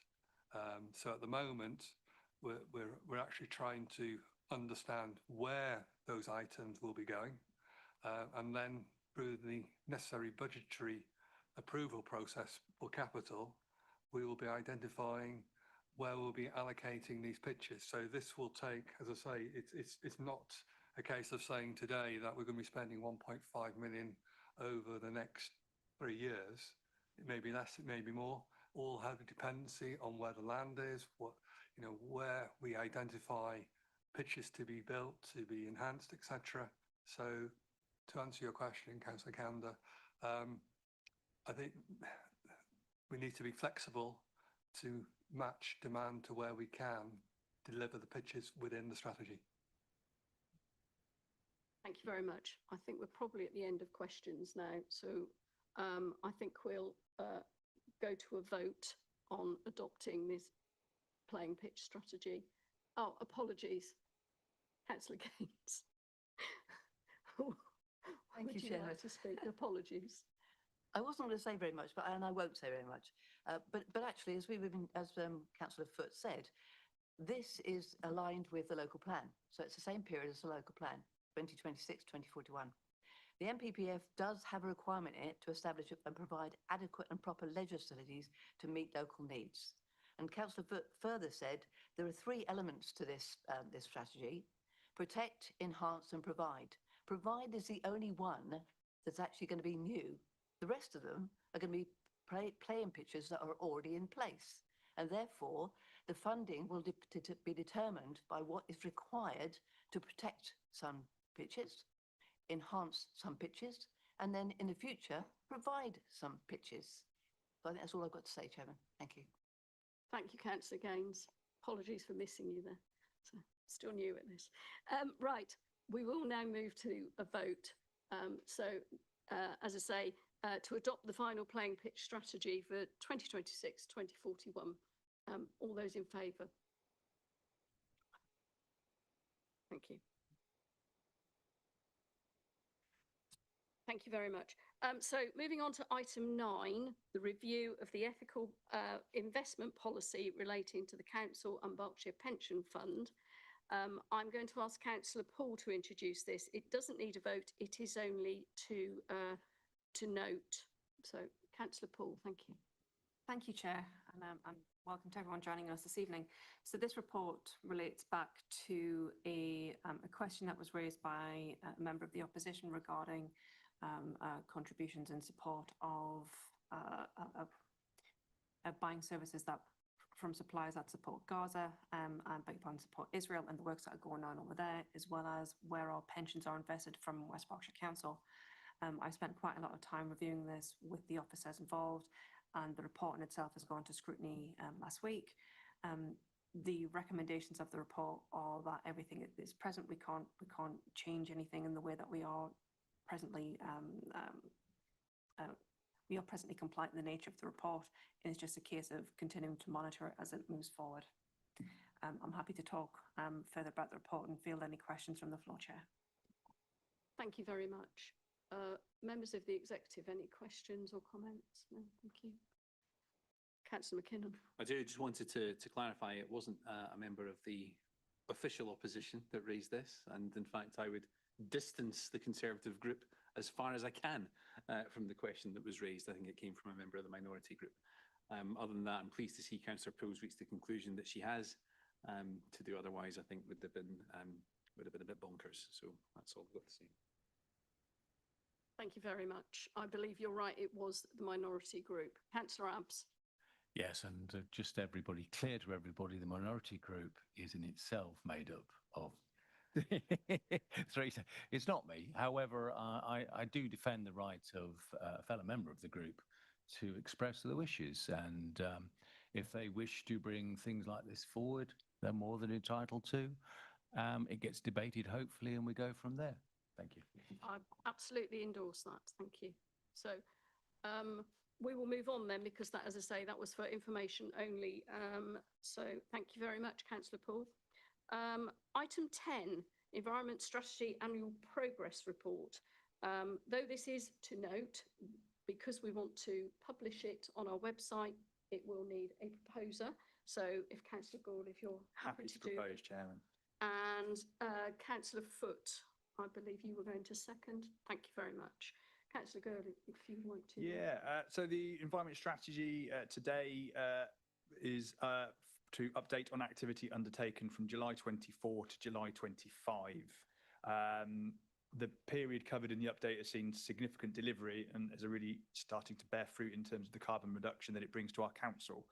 20% on last year alone and 38% on the baseline from 2019-2020. It really reflects our continued environmental ambition and our desire to save money and the environment, and continue to expand on our solar provisions across council assets, continue to invest in our HVO fleet at the hydrogenated vegetable oil fuel in our waste fleet, and continue to support continue to support the rollout of EV charging points across West Berkshire car parks, but also residential areas as well. Alongside this, we've continued to improve the curbside recycling offer, adopted the local transport plan and the local plan that both significantly increase the focus on the environment and the mitigating activity that can be undertaken to improve our environment. We've got a lot more planned, and this report highlights some of those things that are coming up. We've got significant decarbonisation works at North Cross Leisure Centre, the continued rollout of solar at the Padworth Household Waste Recycling Centre during the next couple of months, and also the nutrient mitigation works across the River Lambourne Valley to do as well. This report also includes an update on the biodiversity activity to improve our position with regards to the ecological emergency that the council declared. And we'll soon be launching our green and blue infrastructure framework internally across the council, which after an initial trial period, we hope to be able to open that up to volunteer groups as well. The council continues to run its successful climate forum, community climate forum. We recently expanded that from just the towns and parishes, but also to link in volunteers at groups as well into that, and relaunched it. And we've got an in-person one coming up very soon in July, which we're going to hold in Hungerford, which I'm really looking forward to, and take a trip to the new wetlands that they're doing over there. So with that in mind, I'm always keen to continue to support volunteer groups. So please do reach out if there are volunteer groups out there that want to join that forum, but also need some support with delivering projects or just advice. We're here to help, and I'd encourage to come forward. This report has been to scrutiny. So there were some comments that were made at that scrutiny meeting that I was just going to kind of summarise back now for the kind of rest of the group. And I think what came through is that members were really clear that they appreciated the updates. And there was kind of feedback around, could we speed it up a bit more and bring that data through quicker? It is a big job, and I think it's a fair point that we're talking about 24, 25, and it's 26, which is completely understandable. We touched on the Graiseley solar farm at that scrutiny meeting, and it was discussed that the delivery of that is likely to shift, and you know we've talked about that already, and absolutely it is likely that it will. But this administration remains committed to delivering that, and in fact the leader doubled down on that at full council last week, subject to the kind of viability tests that are being applied to make sure that it's value for money for residents. We also touched on academies, schools, and making sure that we also support them where possible to decarbonise, not just our own school estate. I think that's a fair comment. And we were also asked a little bit about plants and trees and how we're planting those, and also how we look after them in hot weather.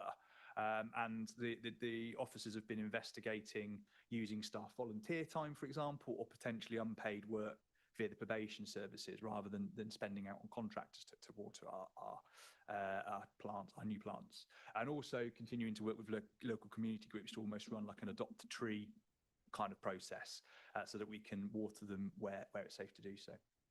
There was also commentary around the rollout of EV charge points as well, and making sure they are competitively priced compared to other providers. And the feedback was very much that the council council rates are competitively priced and will continuously benchmarks of kind of part of that commercial relationship. But also to be aware that differing charging points offer different speeds, and they get charged at different rates.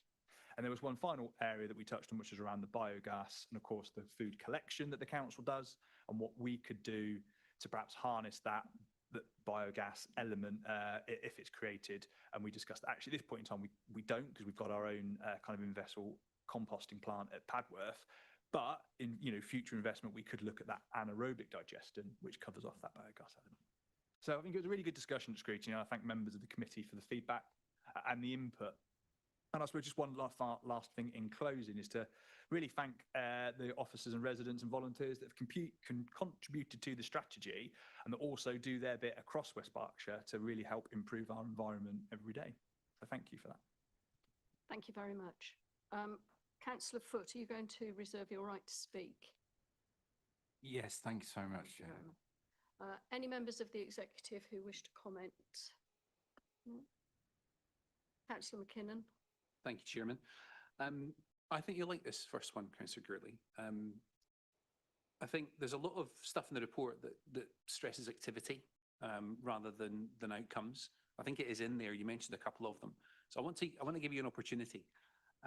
What are the clearest measurable outcomes that have been achieved during the past year on things like emissions reduction, biodiversity improvement, and energy savings? Rather than just activity, what have the outcomes been? Yes, there's been a significant reduction in our carbon emissions, and that is in the document, and I think it's figure 5 or figure 2. Figure two. And that is from a combination of things such as investing in the HVO, which offers a 98% reduction in carbon emissions. We've also got solar panels on the roofs of, I think, over 20 odd council assets now, with more in the pipeline. And that has contributed to that as an outcome, and also helping those schools to save money. What I don't have is a financial saving for you, in all honesty, but they will be saving funding by not having to pay out on their electricity bills. And I've completely forgotten the rest of the question. Biodiversity. Yes. So one of the key things is that green and blue infrastructure, and you're fair to say that has not implemented yet, but it is coming. I think there's also a number of other things that we've been doing around, looking at how we mow our verges, how we protect our wildlife, the work and activity done in partnership with BBOUT as well across places like Greenham Commons, now is more common, and the many other common land parcels that we recognise and own. I think working with our volunteers across those areas has really helped enhance those.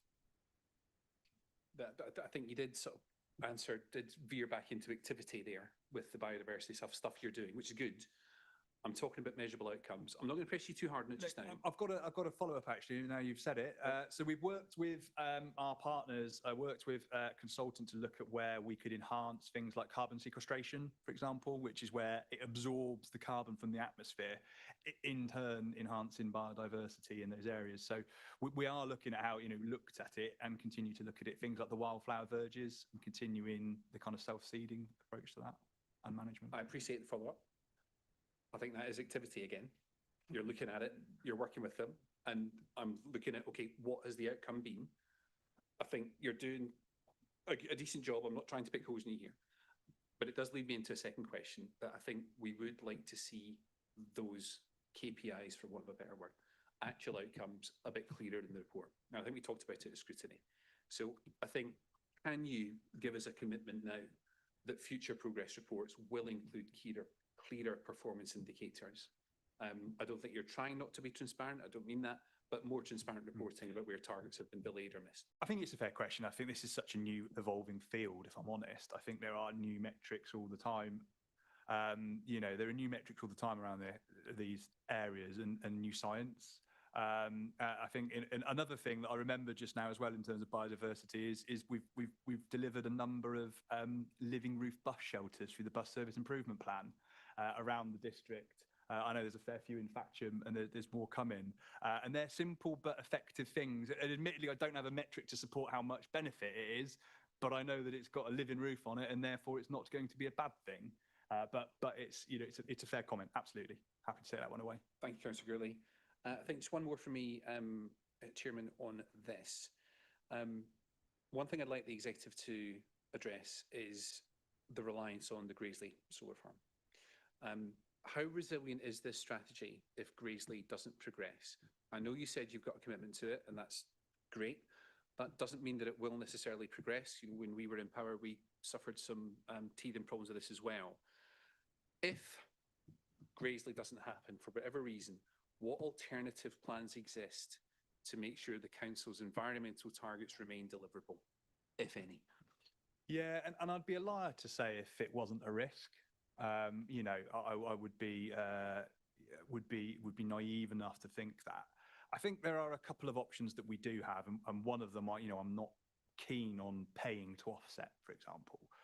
What I can say is absolutely remain committed to delivering everything within our gift that benefits residents of West Berkshire and the environment. So really looking at what we can do around decarbonisation, for example, because we know that our schools and our leisure centres are our biggest kind of risk area in terms of decarbonisation.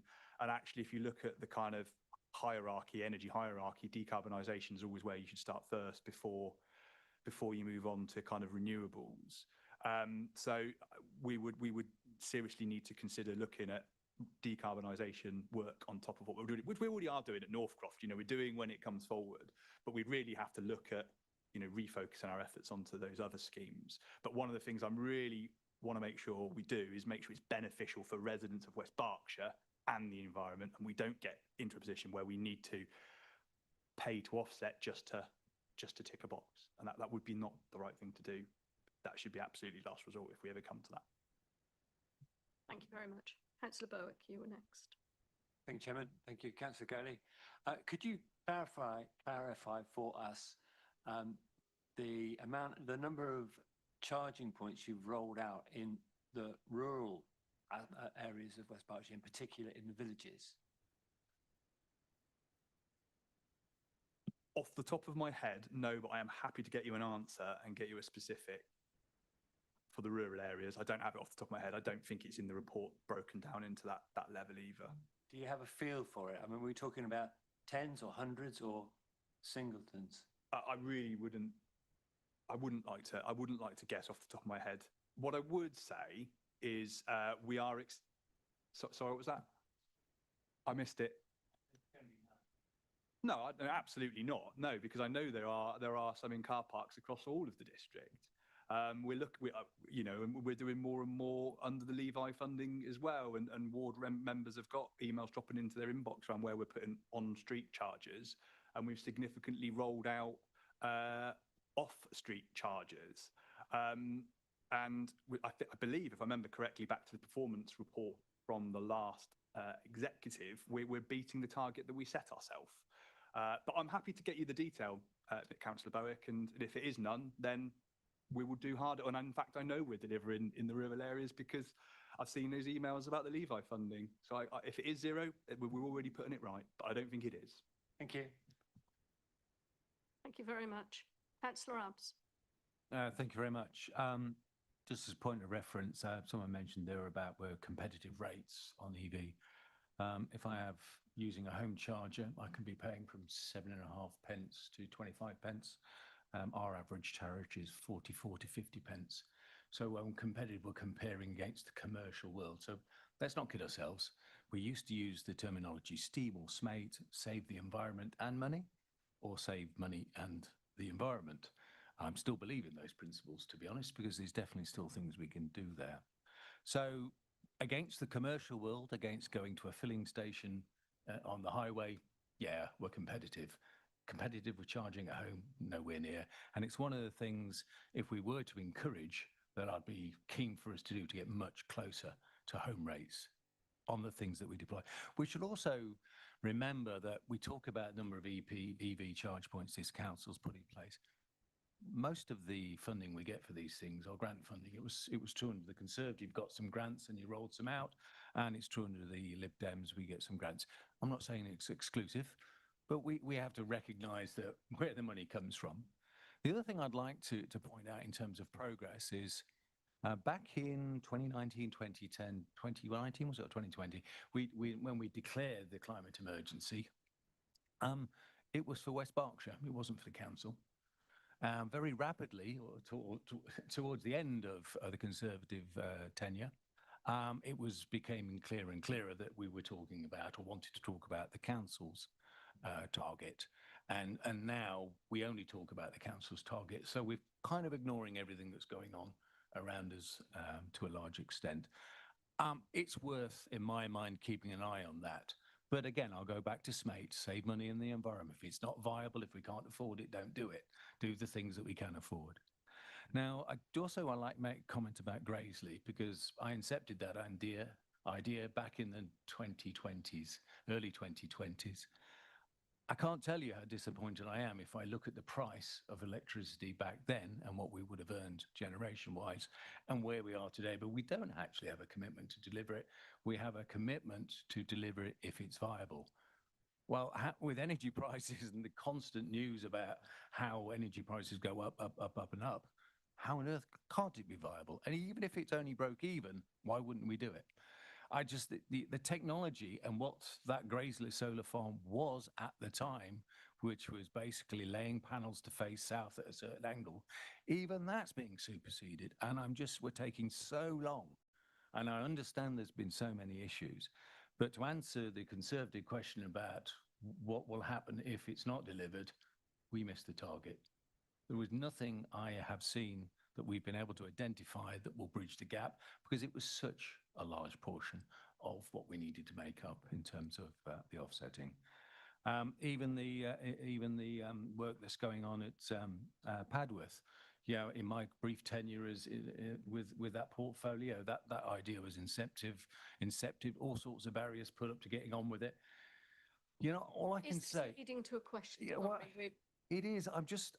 Why can't we? Scrutiny. Yeah, indeed. Well, I don't go to scrutiny, so I can't scrutinise if I'm not there. But anyway, there are so many ideas, and we don't have the environmental advisory groups anymore. It was all changed. So those opportunities, and I just don't understand really why Jeff decided to abandon all those things, when actually it was about engaging with the public, getting new ideas, assuming that our officers and our councillors have all the answers. Wow. I don't have all the answers, and wouldn't expect my officers to. So I'd want. The question is, why do we keep playing around the issue? Be honest with the people. And why aren't we being honest with the people? If we're going to miss it, let's say now we're going to miss it. 2030 is no distance away now. By the time whoever takes over next time in a year's time will have this as a label. We didn't do it. Now, you've still got time to get Graiseley on the place. When will the actual commitment to delivering Graiseley be done? Cool. Okay. Firstly, on the EV commercial rates topic, absolutely right. Yeah, you're right. It's not competitive with home. That's why it's not targeted at people with driveways and space for on street off street parking. It's targeted at areas where there doesn't It is targeted at areas where people do not have off-street parking, therefore don't have the ability to charge at home. Because you are absolutely right, it's not going to be as cheap as charging it overnight on my driveway. I don't have a driveway, so I live on the A4, so I'm probably not going to get an on-street charger either, because that would be an interesting traffic calming device. So I do, and the chances are that I'm going to have to either charge it in a car park or I'm going to have to charge it somewhere else. So the infrastructure that's being installed on street is absolutely not aimed at those that have got the ability and the facility to do that at home. And unfortunately, we are in a commercially driven world where, a significant amount of private investment is coming into these EV charge points. We're making the most of that to be able to deliver infrastructure for the long term. And those making that investment do need to see a bit of a return, as much as it pains me. But it is under review. Like I said, it's commercially built into that contract. Can't go into the specifics of it for commercial reasons, but it is there. And I appreciate your point is right. In terms of the wider West Berkshire CO2, you're absolutely right. We focus on what we're doing for West Berkshire. The wider West Berkshire carbon emissions are in the report, so we're not taking our eye off the ball. For example, the EV charge points that we're rolling out across car parks and on street will help influence that behaviour, and therefore we are influencing that wider West Berkshire Council carbon emissions. Is just one example of where we're doing that, for example. In terms of Graiseley, what I would say is if we'd built it 3 years ago, 4 years ago, we'd be making a loss on it right now because of the volatility in the market. We have to be really careful. Sorry? That's absolutely not rubbish. And that's really important. And that's down to a number of factors. That's interest rates, that's energy prices, and the future forecast. I think that's the key thing, is we've got to look at that future forecast as well, over the 30-year lifespan. And we've been working with consultants, Horizon Energy and Cornwall Insights, who are a leader in that field, to forecast that, to inform that business case. We can't just look at what the energy price is today. Crikey, look what's happened. Someone's invaded another country and the energy price has all of a sudden gone from making the business case look not particularly palatable to actually very palatable. We've also looked at a different way of delivering it. So if we delivered it the way that was planned a couple of years ago, we'd still be in the hole. So it's a combination of things to make sure we deliver it in the most cost-efficient way. And we look at those kind of worst case to medium case scenarios in terms of what that energy cost per unit is. Otherwise, would be in a bigger hole. And to answer a touching on kind of Councillor Berwick's question earlier on about EV charge points in the rural areas, I've just got some of the on-street ones. We've got Hungerford, Lambourne High Street, and Pangbourne station car parks all have on off-street EV charge points, but I'll happily get you a list of the rural ones as well. Thank you. I have Councillor Cottingham and then Councillor Kander and then Councillor McKinnon. So thank you, Chair.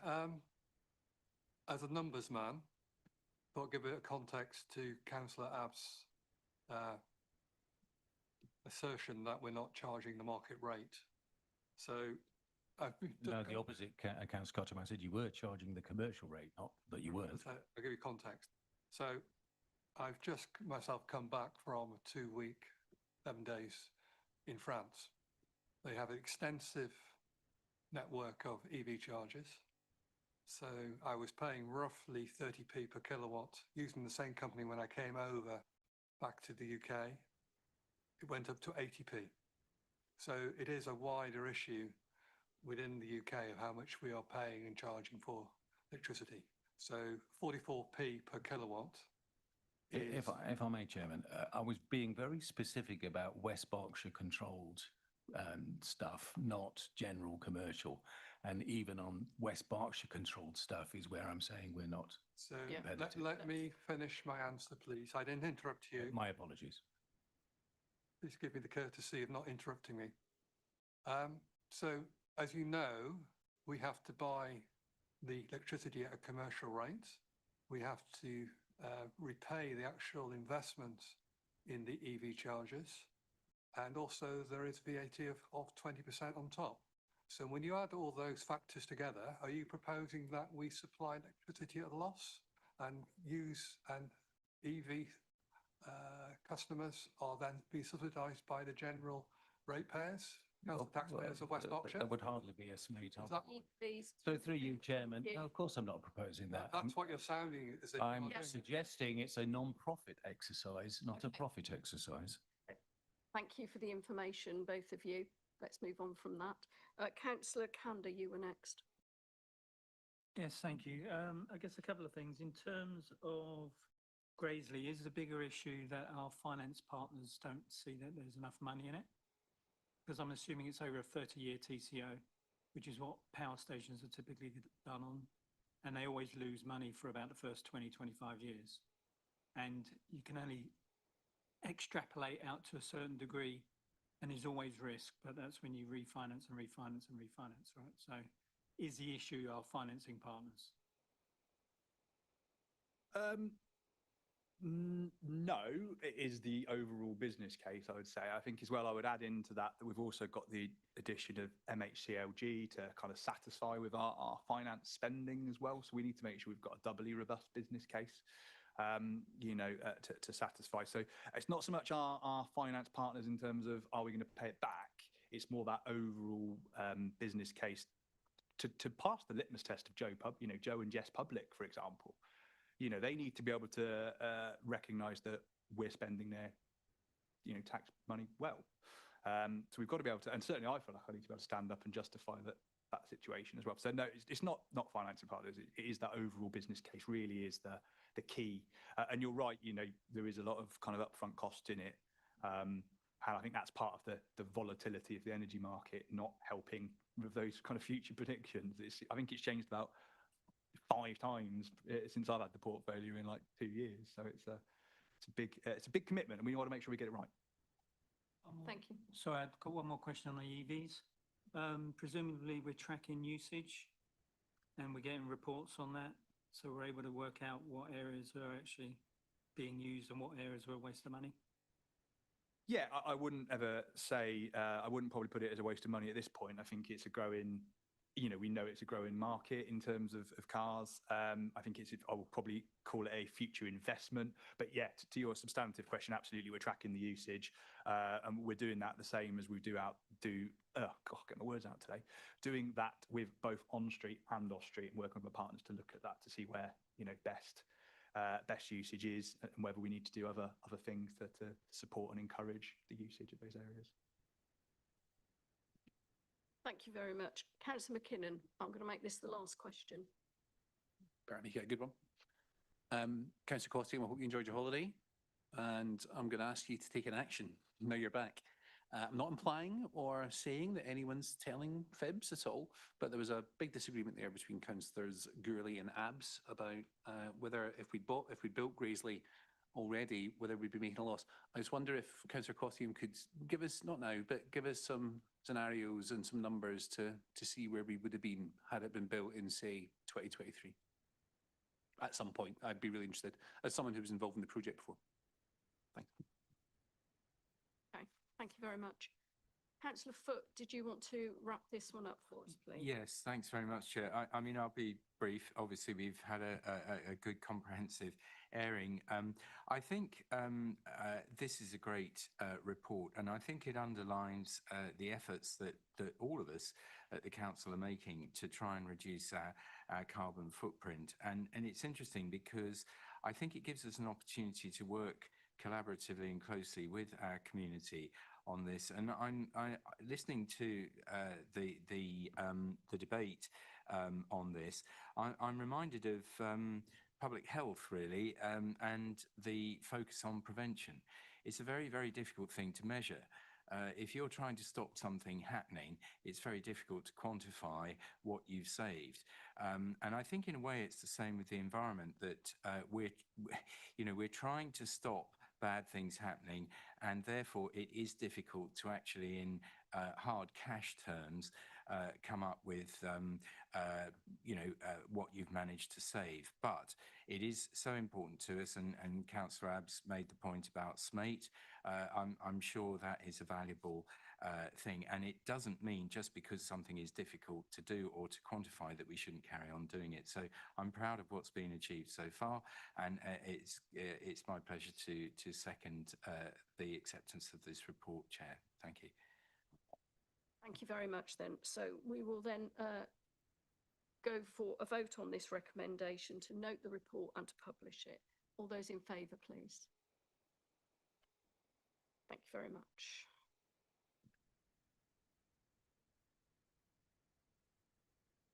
Sorry, I'm going to take the next one. Item 11, disposal of Ramsbury Drive play area to Hungerford Town Council. And Councillor Foote, I think you're going to propose this one. Yeah, thanks very much, Chair. I think this... Oh, sorry. And Councillor Gaines, are you going to second? I was indeed, Chair, yes. Thank you. Councillor Foote.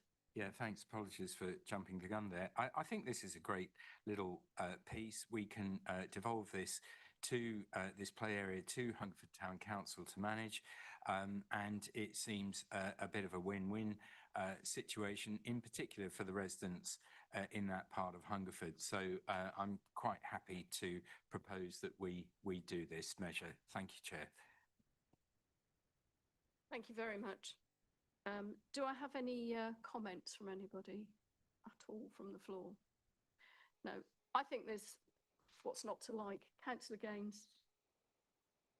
As you know, Chair, I'm actually board member for Hungerford anyway. Yeah, they already run the 2 main play areas in Hungerford very well. They're very on the ball when it comes to Rossborough and etc. So I'm delighted that they're actually taking this very small play area, but very vital play area over. That's what I've got to say. Thank you, Chairman. Thank you very much. The recommendation is that the land is transferred to Hungerford Town Council on a long lease of at least 75 years. I think it's a really good idea. It's a good model. We should be empowering our parishes and town councils to do more of this. So can I have all those in favour, please? Thank you, everyone again. Before we move on to item 12, I personally could do with a very short break.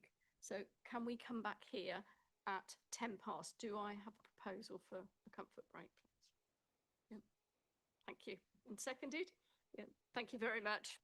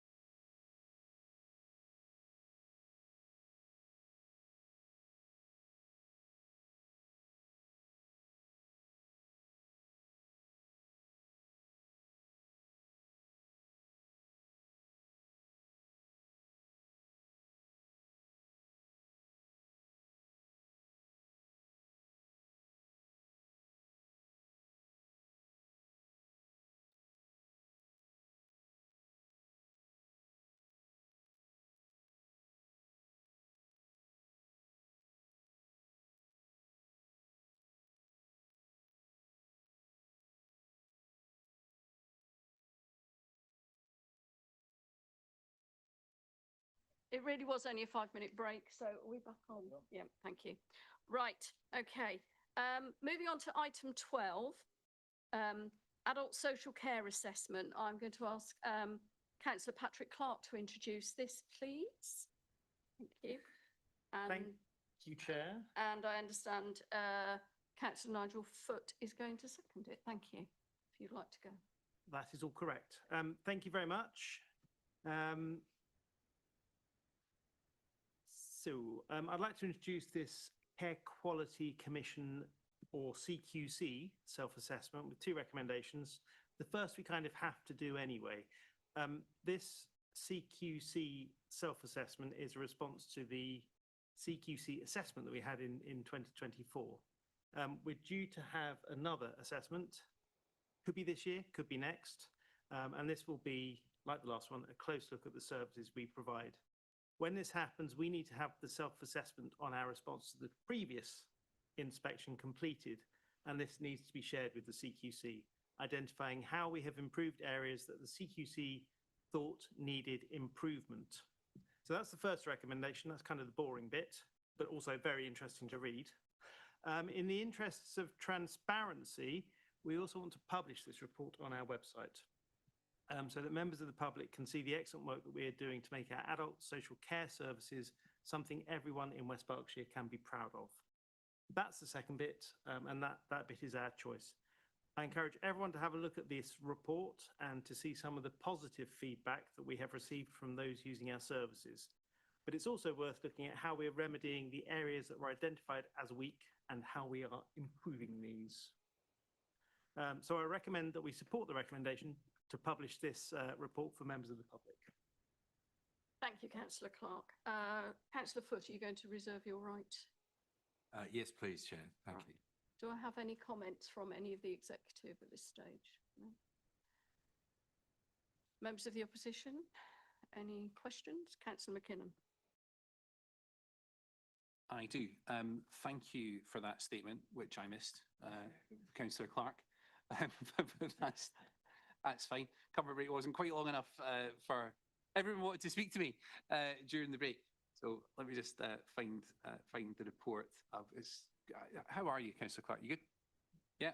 Very good, thank you. Everything Thank good. you, Councillor McKinnon. Lovely to see you. The weather's good, isn't it? It's been a beautiful hot day. It's lovely. Paragraph 5.8. Areas for development. There's a point in here that says we need to get better at reducing waiting times and improve the timeliness of assessments, care planning and annual reviews. Can you give us a wee bit more detail on that, please? Yeah, I think can't imagine anyone saying that we don't want to improve our waiting times, which obviously we do. We're looking very carefully at the amount of detail that we have on waiting times, so we can identify how quickly severe cases are responded to. So emergency cases is lovely to see that actually we're responding to all emergency cases as soon as they come in, which is great news. But obviously, we need to find ways of improving our services. Sadly, one way of improving the services is to spend a lot more money on them, which we can't do at the moment. But we are continuing to work on reducing the numbers, and they have gone down over the past year. Thanks, Councillor Clark. Do you have data on how waiting times have changed over the last 3 years? Yes, we do. And that data is also, although interestingly, that data has itself changed since we've moved from Care Inspector to Mosaic. You probably know where I'm going with this, and it will probably fail Councillor Gourley's ping pong test, but it is important. In the manifesto that you stood on in 2023, one of your big 6 to fix was providing care packages through earlier initial care assessments. Would you agree then that that manifesto pledge is far from being met with 1 year to go to the election? I wouldn't agree it's far from being met. We have made improvements. As I said earlier, we would like to make more. Any other questions? No? Okay. Councillor Foot, would you like to? Yes, thanks very much, Chair. I think, again, not a great deal to say on this one. I think, as Councillor Clark said, there's some great comments. There's some good narrative in there, which I think also reflects on the hard work that all the council officers and staff put in to the commitment they have for their job, which is laudable and something that we're very proud of. I think it's a case of ongoing work. We look at this and reflect and aim to move forward on it. And so I would be very happy to second this and to ask that we carry on that good progress. Thank you. Thank you very much. Right, then we'll take that to a vote, please. So those in favour of the recommendation? Thank you very much.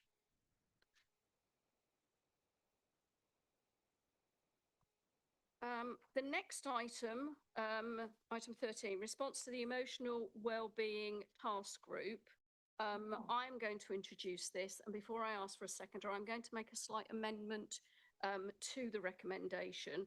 I'd like to add in that this report goes to the Health and Wellbeing Board to help inform the work they're doing, as one of their priorities being mental health for adults and children, and I think that this would be a valuable input into that.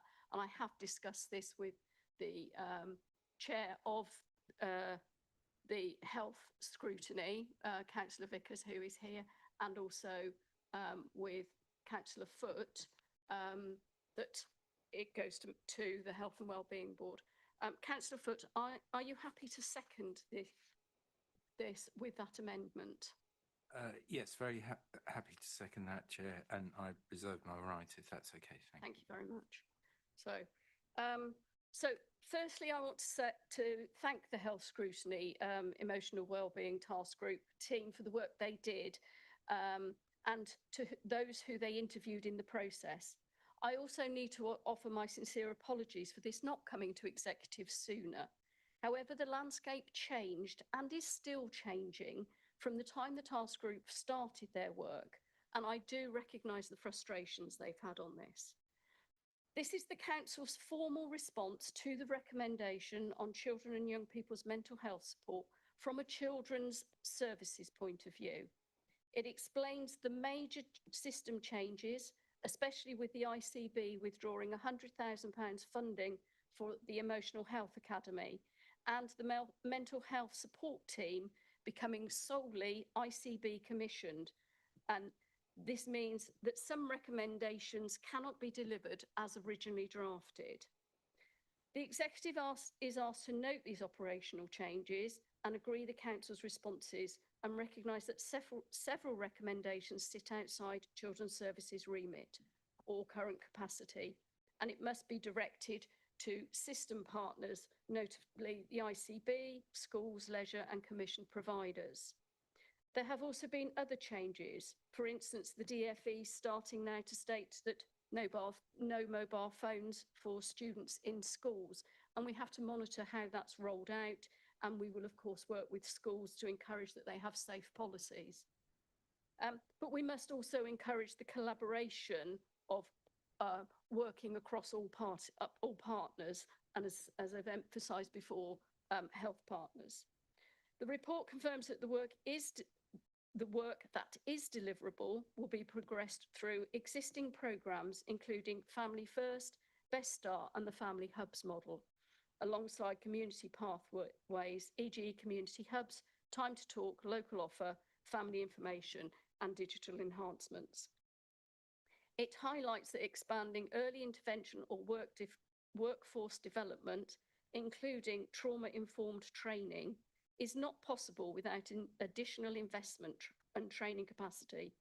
Ongoing engagement and any future gap analysis will be undertaken through continuing co-production routes rather than standalone consultations to ensure plans align with realistic system capability and shared ownership across partners.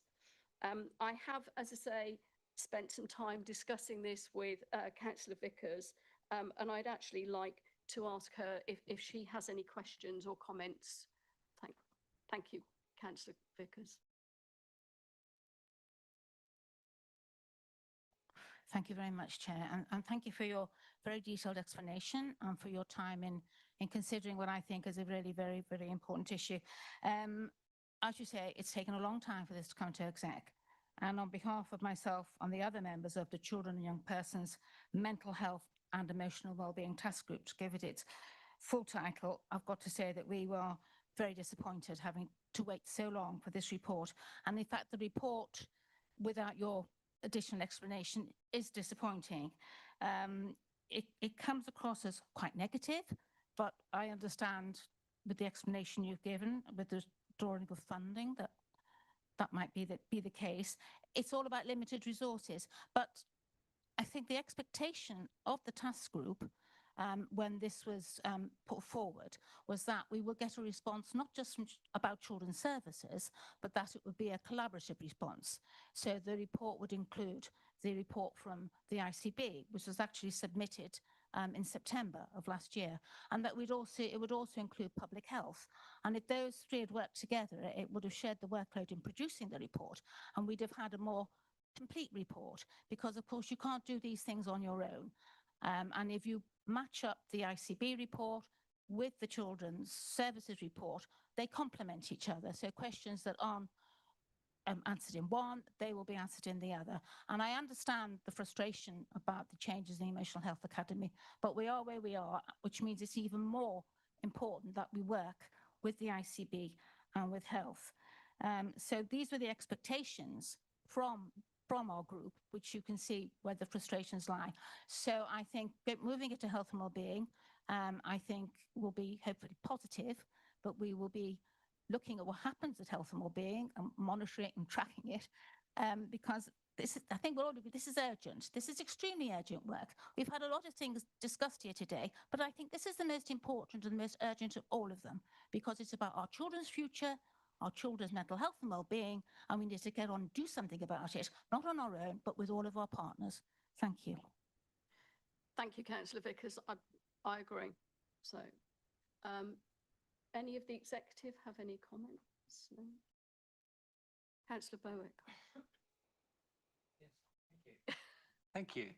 You preempted me raising my hand. Thank you. It's my turn to be surprised now. First of all, I'd just like to thank Councillor Vickers for the points that she made very, very powerfully in a quiet but well considered way. Thank you, Councillor Vickers. Yeah, the landscape may be changing, Councillor Codling, but what's not changing is the fact that our children's health and well-being, emotional well-being, is a cause of concern for us all. I'm absolutely amazed that let me just map out the path that's been taken here. Councillor Vickers' Scrutiny Committee, Health and Wellbeing Scrutiny Committee, had an agenda item to look at the emotional wellbeing of our children. Task group was set up, reported. The recommendations kind of flew around a bit.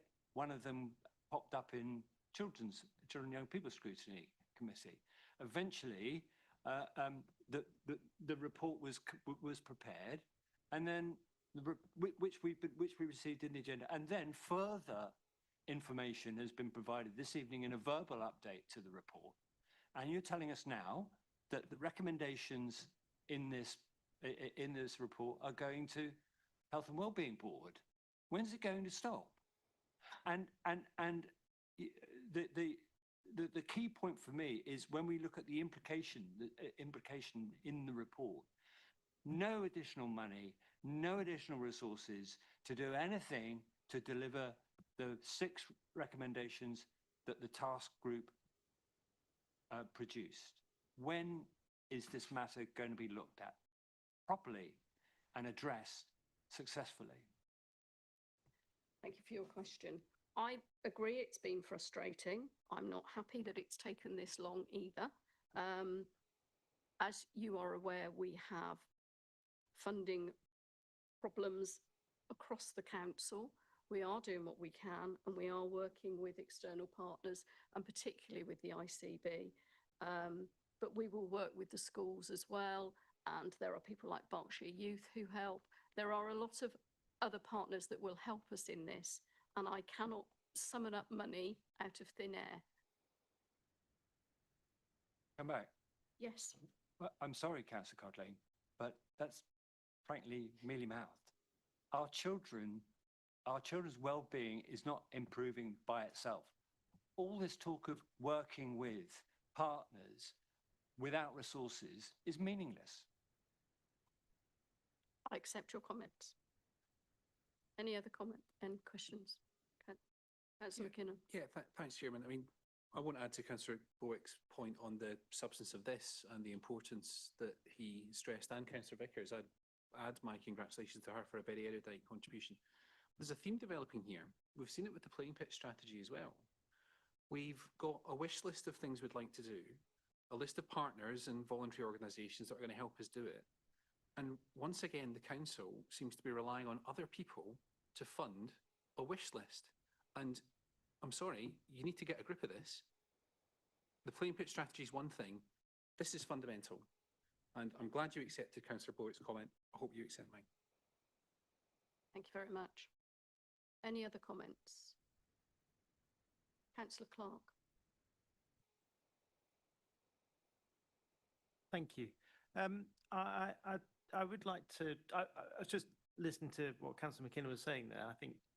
I mean, it seems to be the way of local government that a lot more funding needs to come from other areas, but where would you find the money from? I'm happy to have a meeting with you and Councillor Codling to discuss that in lots of detail, if you're willing to accept my input. Thank you for asking. Do you have anything else to say on seconding this? No. Right, so thank you everybody. And with my amendment about this report, helping to inform Health and Wellbeing Board, can I please have a show of hands? Oh. Yeah, sorry, I reserved my right, and I'd quite like to just come back if that's okay. There have been some quite important points that have been raised. Yes, yes, of course. Okay, thank you. Through you, Chair, I would like to make the point that I chair the Health and Wellbeing Board. For people tuning in, they may not be aware of that. And the points that have been raised are really front and centre of the reimagined Health and Wellbeing Board. It's my perception that Health and Wellbeing Boards, instead of being bodies that accept reports coming in, are now actually going to have to deliver on certain key priorities. And I'd like to make it clear that at the Health and Wellbeing Board, we have three major priorities, one of which is adult and children's mental health. And I entirely support and echo what Councillor Vickers said, that the crisis really in our young people's mental health is of deep concern to us all, because those young people are going to become adults, and we need to address their health, mental health status as early on as we possibly can. It's important, I think, that members appreciate that there is a lot of flux in the health world at the moment. The Thames Valley Integrated Care Board is in the process of being set up. It began in April, so we're not very far down the track on that. And I sat in on a locality integration board meeting this morning, and these issues of funding are quite significant, and a lot of them, to be honest, are outside our control. These are dependent on what government is doing, and it seems to me that government is letting us down in that respect, particularly in local government. So can I assure everybody that this is a priority for us at the Health and Wellbeing Board, and it is something that we would focus on.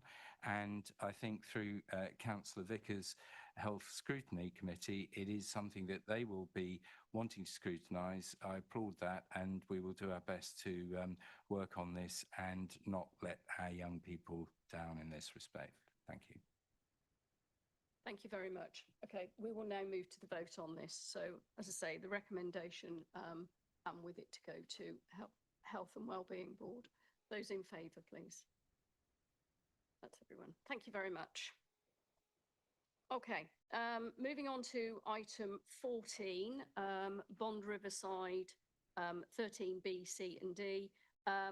Councillor Pemberton, you are going to introduce this, and Councillor McCann, I believe you're seconding. Are you reserving your right? Yes, please, Madam Chair. Thank you. Councillor Pemberton. Okay, thank you very much indeed, Chair. Before I say anything, I will caveat all of what I am about to say with the fact that this report will be dealt with in both Part 1 and Part 2.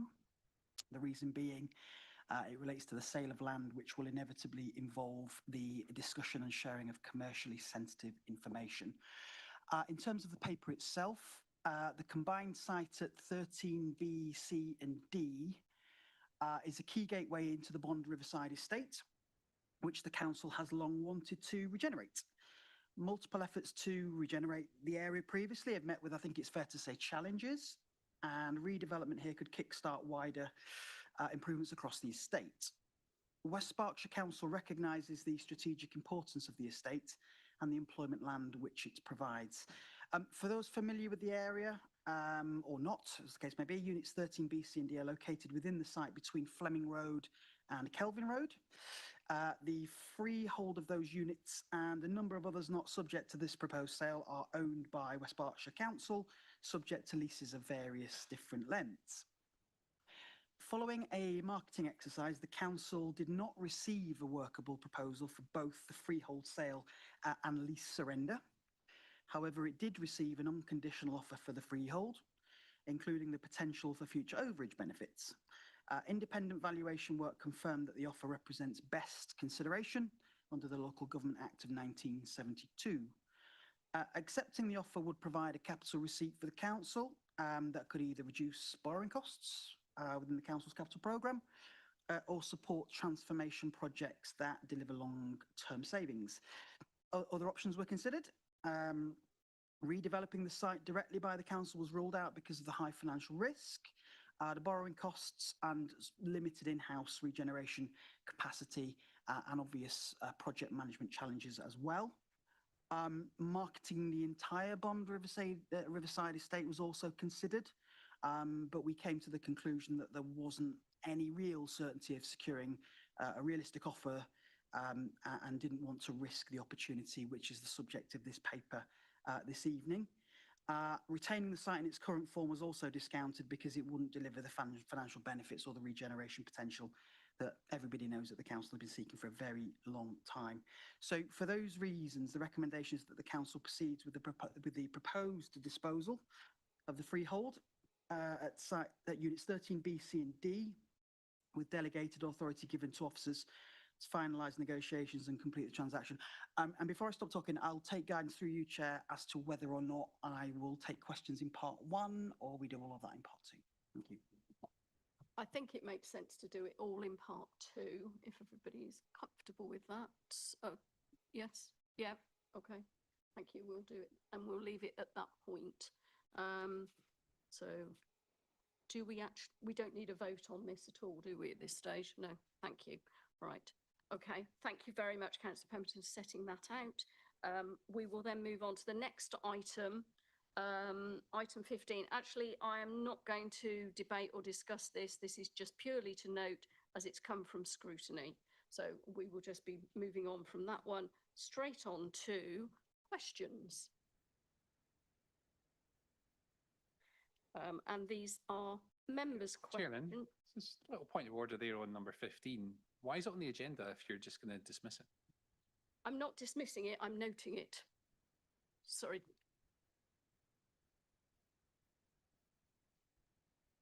It's a requirement of the Constitution that it's come back to note. Can you assure me that the executive as a body have read this and noted it, rather than just you, Councillor Codling? We discussed it earlier today. Councillor McCann, you've read this one? You think? Councillor Cottingham, you read this? It's noted? Thank you, Chairman. Are you happy?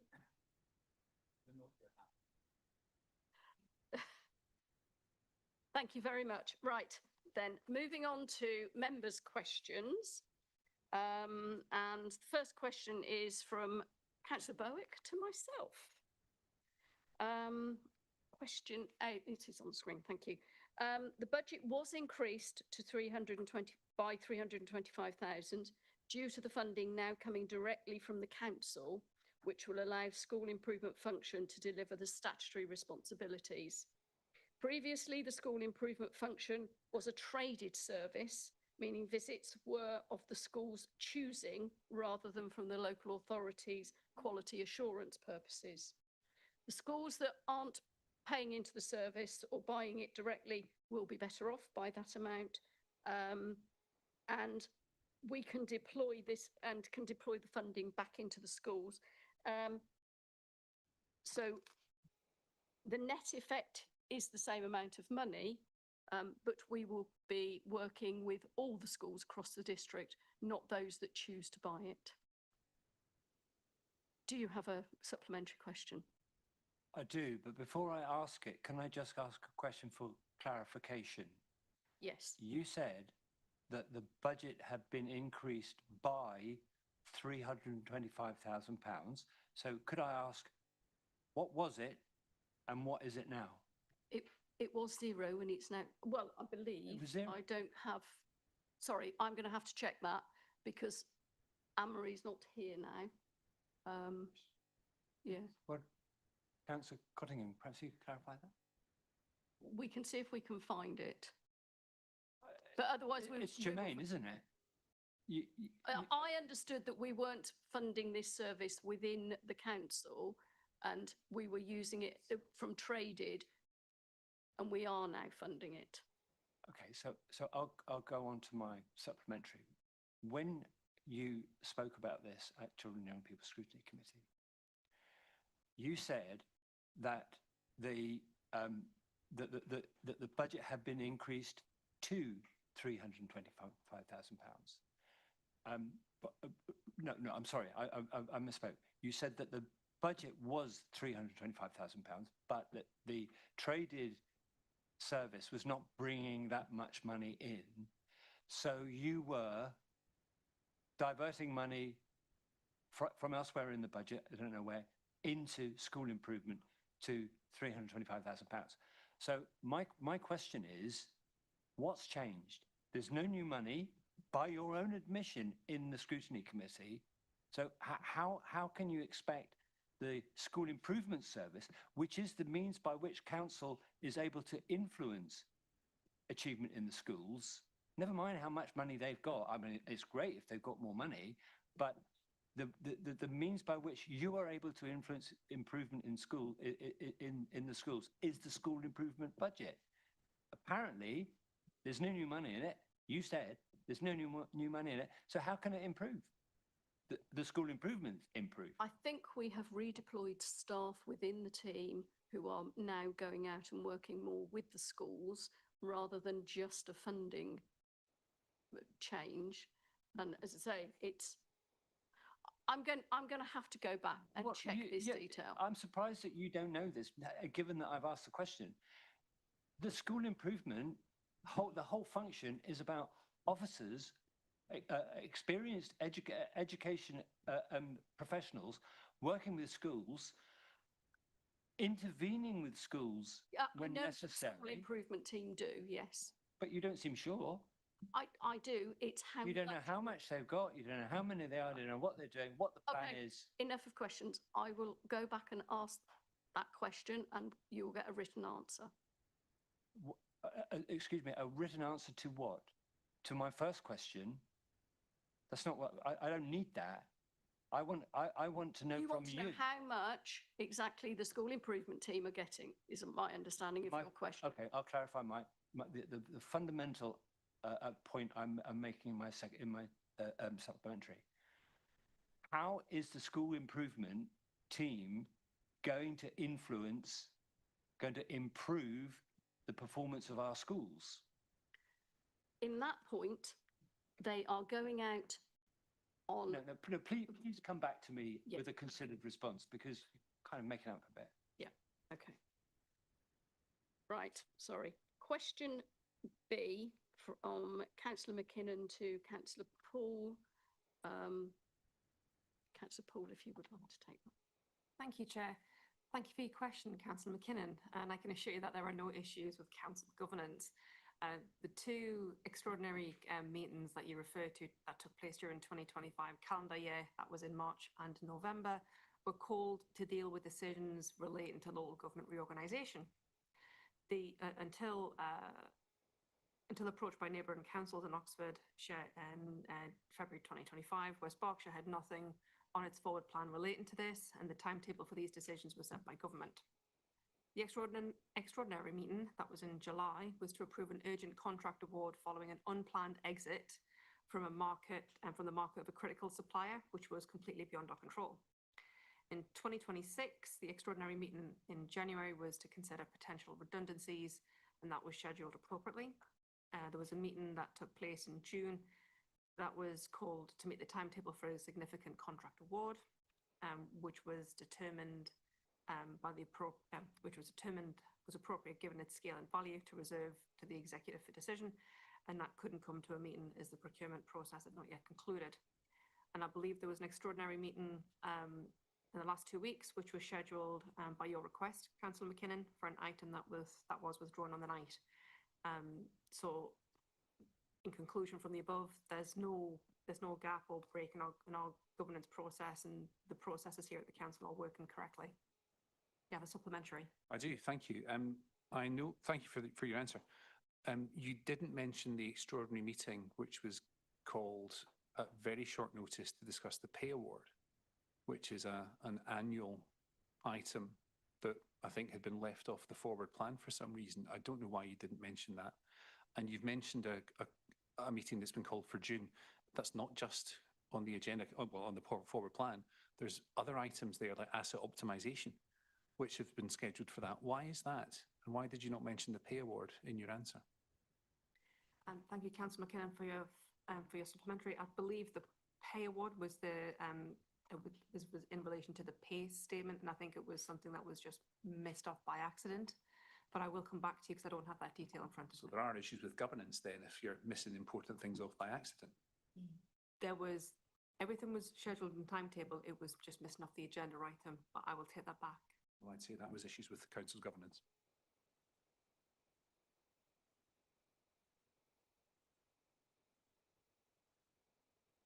Thank you. The next question then, question C from Councillor Wollaston to Councillor Pemberton. Yeah, thanks very much, Chair. Councillor Wollaston, the forecast costs of local government reorganisation are included across Oxfordshire and West Berkshire. All of those numbers were in the business case that we discussed at full council last year, and then it went on to executive. And the government also included those numbers in its consultation during early 2026. It's a little too early to consider what may or may not happen going forward when no decision has actually been made on local government reorganisation. Do you have a supplementary question? Thank you, yes, I did. I can understand the figures originally put out nearly over a year ago, but I'd have thought there was some sort of monitoring process looking at what's evolving. Bear in mind, we have a decision likely within the next 2 months. So I'm slightly surprised that you're not doing something to get an update, and wonder whether you might get one. Yeah, I mean, there is a lot of work that has already gone on behind the scenes to get ready for whenever MHCLG's decision is made. It's always difficult getting the balance right because, you know, we don't want to divert officer time too early when we're speculating as to when that decision is likely to be made. But there will be monitoring. Those main costs will probably come in from July, because that is when we are expecting MHCLG to decide. on which of the business cases it will take forward and consult on further. Thank you very much. The next question, D, is from Councillor Bowick to myself again. In 2013, Her Majesty's Chief Inspector Michael Wishall noted that the disadvantaged outcomes were an embedded problem, which was a press article at the time. Since coming into administration, we have prioritised children's services investment, ensuring the factors that keep children safe and happy are the foundations for us to build upon across West Berkshire.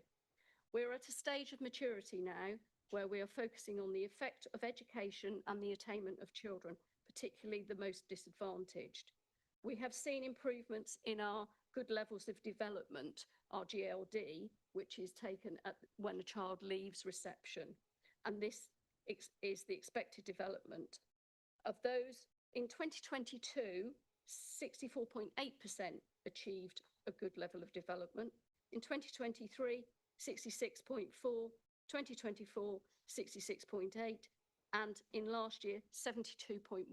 So our investment has been so far with the younger years, it's very difficult to turn around quickly the levels of attainment at Key Stage 2, but that is where we're about to start focusing our attention. Do you have a supplementary? Thank you. Yes, I do. The whole 2013 Sir Michael Wilshaw issue is a complete red herring. That's a long time ago, Councillor Codling. I remember what that was about. I don't think you know the detail of his report. Children's Services went through some very difficult times in the early 10s, which the administration was able to turn around very quickly. The specific point around the attainment of all our children, and in particular the attainment of our more deprived children, is what we're addressing now. You said in the same scrutiny committee meeting that I mentioned earlier on, you said that when you took control 3 years ago, you saw some problems that needed to be fixed. My question to you is, what concrete action, what specific actions have you taken since you took power? Bearing in mind that the 3 years after you took control of the administration, you received a very damning letter from Dame Kate Dethridge. Dethridge, thank you. Kate, from Dame Kate, which was very specific in its criticism. What have you done to address that? As I say, what we've done... Please don't tell me about investing more money, because that's future, it's not past. We have started from the ground up. If you don't get the foundations right, there's no point in putting the roof on. We have worked with those early years children. The improvement is happening there. And as I say, we will be looking at those older children from now on. We had to start somewhere. Thank you. Sorry, next question. E was already taken at full council. But I get a supplementary though, don't I? It's a valid question on the agenda. Yeah, go on then. And do you know what? I want to make a point of order, and please take this in a good spirit. This is why you end up with Councillor Brooks sitting there shouting at members of the public who want 2 and 3 supplementaries, because you don't answer the question. You're supposed to get an answer to the question that's submitted and then a supplementary based on that answer. Many of the questions tonight have not answered the question at all. So the member or the member of the public has to press for an answer to the original question. I think if you want to improve your leader's blood pressure, maybe answer the question, and then people won't get so exercised when they have to ask 2 supplementaries to get their question answered. I do have a supplementary. At that meeting, the chairman said that the leader had not been consulted about the scheduling decision. Can I ask if the leader was informed about the requisition before the scheduling decision was made? That I don't know the answer to. It wasn't shared with me or requested of Can me. you come back to me on that, please? I can ask that question and we can come back to you. Thank you. Right, the next question. Can I make a point of order? I just want to respond directly to the comment that Councillor McKinnon has just made. Let me speak first before you interrupt. Well, Chairman, point of order. That's not a point of order. This is Justin didn't like what Ross McKinnon said. As a question is It's asked, not and then proper. the administration is then given latitude to answer that question. The answer Chairman, may not point be of order. the It's answer not may point not of be the one that you want, Councillor McKinnon, but that is the answer that has been given. Justin, calm down. Having completed that Calm answer, down. It's the not an member or answer, member though, of is the it? public then has one supplementary question. But they're One not an supplementary answer, question, Justin. Councillor McKinnon. Not a I just point of want order. to be clear. I'm going to get you a copy of the Because you seem to be Constitution making for a your point Christmas. that it's acceptable for Gentlemen, members or members of the public to keep asking If questions. I knew where the It's not. mute button was on this, I would use it. Chairman, we don't need a return to Mute No, Fest no, but- 2026. Please, please. Right, okay. Moving on, I have question F. Thank you, Chair. Back to more mundane matters of finance. Thank you very much for your question. Thank you, Shush. Howard, Councillor Williston. Right, so the Finance Improvement Group, FIG, has met twice since March and has considered a range of cost-saving proposals and incremental revenue opportunities. Its initial focus has been on assets and opportunities for more effective asset optimization, as well as ensuring good progress is occurring against the Finance Improvement Plan and the focus on the 25-26 outturn and in-year financial position. Do you have a supplementary question, Howard? Thank you. Could you confirm who the members are and what their particular experience is for this? Can I refer to the Chief Exec, who will be able to give those directly to you? Through you, Chair, just a clarification in respect of the external individuals that we have there. The external ones I was wondering. External. So we have one individual who is a previous Section 151 officer, got considerable experience as a CFO. We have one who's a very experienced local authority chief executive, and we have another who is a member of the LGA. I wish I had another question. Justin says no. I know.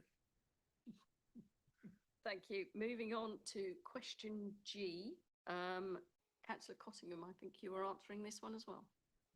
Oh, I've lost mine. Okay, got it. Thank you. Thank you, Councillor McKinnon, for your question. It is important to be clear at the outset that, as highlighted in previous meetings, the Council is operating within a significantly constrained and uncertain national funding environment. The challenge we face is systematic rather than isolated. Systemic. Systemic.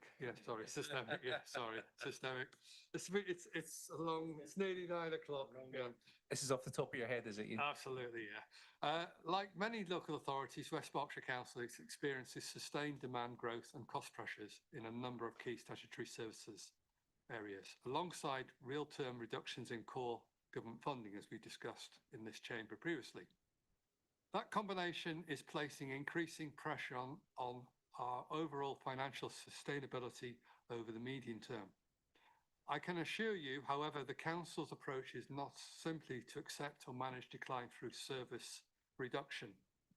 Rather, we are moving deliberately to a clear corporate position of financial sustainability underpinned by a financial improvement plan and a structured and strategic transformation programme. Through this approach, decisions about future service delivery will be taken transparently, corporately, and with full consideration of impact, including equality, impacts, and the need of our communities. It is also important to stress that it is a multi-year programme and we continue to engage members, staff, residents as it develops. In summary, the issue is not that specific services have already been deemed unsustainable in isolation, but that the current funding and demand trajectory as a whole is not sustainable without transformation. The Council is therefore taking a proactive, planned and strategic approach through transformation by the measures set out in the Financial Improvement Plan to ensure that we continue to deliver vital services in a way that is financially sustainable over the next 3 years and beyond. Do you have a supplementary question? I do, thank you. And I only need one supplementary because you answered my original question. Thank you. Good. You answered it in the negative, as in there's no specific areas. I guess, can you commit to a careful monitor, well, not careful monitoring, but to really get rockets under this financial improvement group? I've been told that it's only met twice since March. It comes at an external cost. We all want it to work. Yeah. So can I just urge you as the portfolio holder to really keep that momentum going? So to answer your question, we have, to my right, Toby been running the financial FRP, which has been basically looking at the detail of the performance against budget, looking at savings, looking at changes to, as I say, deliver those savings. So there's been quite a lot of a deep dive into line items in individual service directors and executive directors' budgets. So that has been quite an interesting process which we have been undertaking to actually get into that level of details. And it's probably it's something which I must admit would have been nice to see 3 years ago, but we are where we are with getting that level of detail. But yes, I'm confident that we have a greater understanding across both members and officers of the key drivers of delivering budget, revenue budgets, within the actual envelope which we've passed in this chamber back in February. So yes, we're doing everything we possibly can.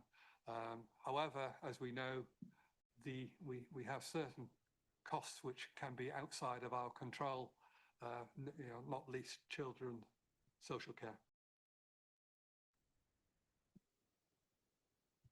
Thank you very much. Councillor Cottingham, I think you are the next question, Councillor H from Councillor Wollaston. Thank you, Councillor Wilson, for your question. So the single financial risk keeping the executive most concerned about the council's position, financial position over the next 2 years is the underlying structural deficit gap between our net revenue spend and available funding, along combined with the long-term impact of relying on exceptional financial support. Exceptional financial support has an escalating compounding burden, and it will drive a larger future revenue gap, which also is caused by the lack of the severe central government funding reductions, which have cut grants to ourselves and redistributed our business rates, leaving the council with a 26 million compounded loss in funding. The council is also forecasting continual social care growth, expenditure growth, driven by relentless high inflation demand in both adult and children's social care commissioning budgets. So we're seeing both an increase in volume and also an increase in rates. And also we've had historic low level of financial reserves to absorb unexpected overspends. Do you have a supplementary question? I do, surprisingly.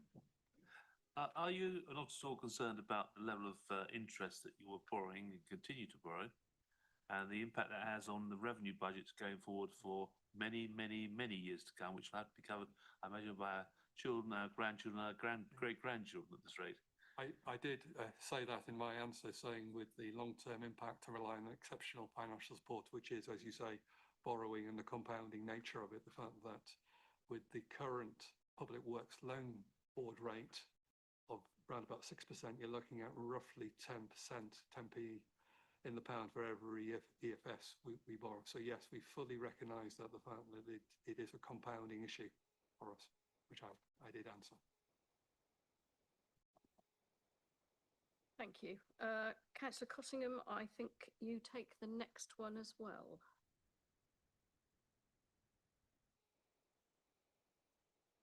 So, thank you very much for your question, Councillor McKinnon. The average Band D council tax household in West Berkshire has increased by £357 and 3p since 22-23 to 26-27.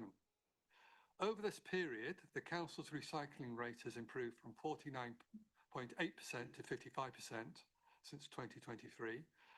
Additional recycling services introduced include plastic pots, tubs and trays, domestic batteries, flexible tubes such as toothpaste containers. Also at the HWRC centres since 2023 are coffee pods, vapes, mattress recycling, water filter cartridges, foil and paint reuse. Highway services have achieved a triple green rating, only of one of three in the country, though there has been no direct comparator. It is reflected of the investment that has been put into West Berkshire highways over the past 3 years. The Castlegate short brake service has improved its Ofsted rating from good to outstanding twice in a row. Residents can now enjoy longer opening hours of the Newbury Lido, where visits have risen from 14,500 before COVID to 56.6k now.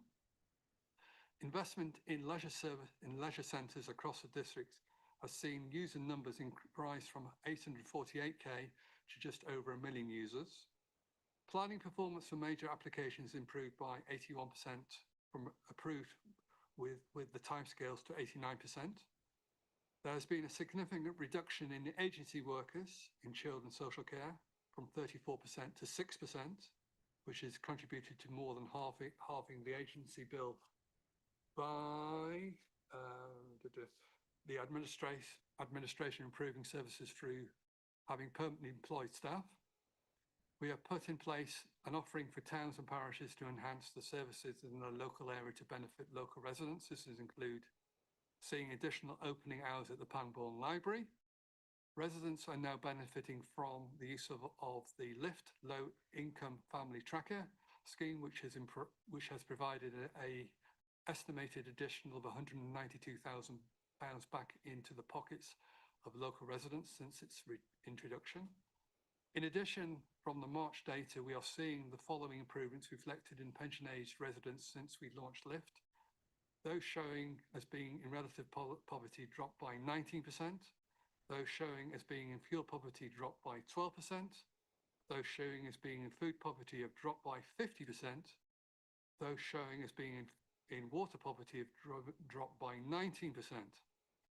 We have also introduced the Let's Talk service for residents and have held 172 sessions, including at all of our libraries, Northbrook Leisure Centre, Hungerford Town Hall, Speen Community Cafe, Community Group in Alice Bycourt, in Thatcham Food Larder, Linear Park, and all of the food banks. So pretty substantial amount of improvements from that list. Do you have a supplementary question?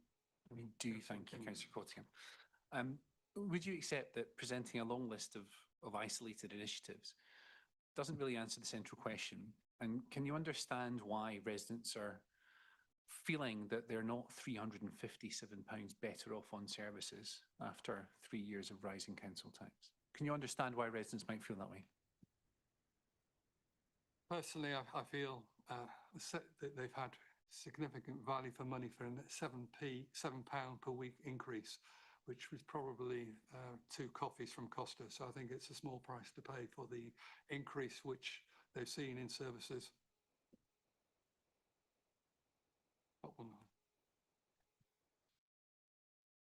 Right, the next question is from Councillor McKinnon, and I will answer it on behalf of Councillor Brooks.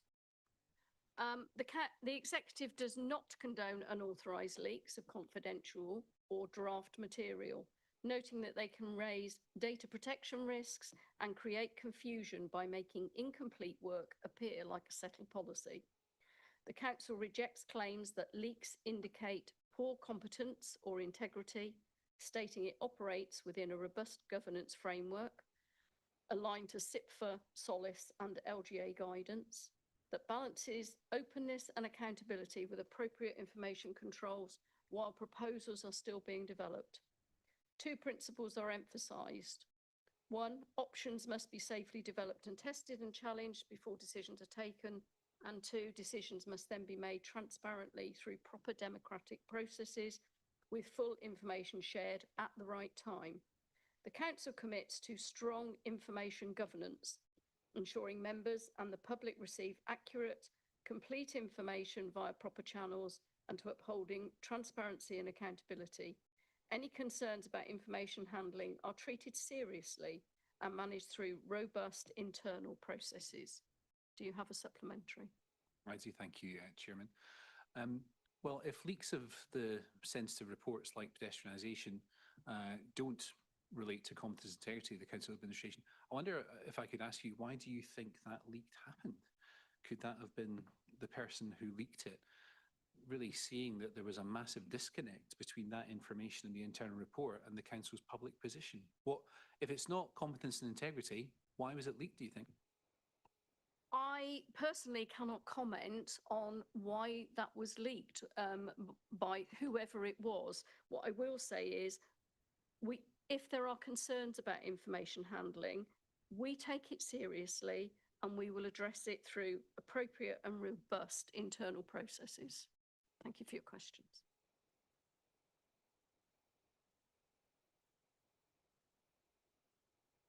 Question K, again from Councillor McKinnon. In fact, all the last ones of Councillor McKinnon.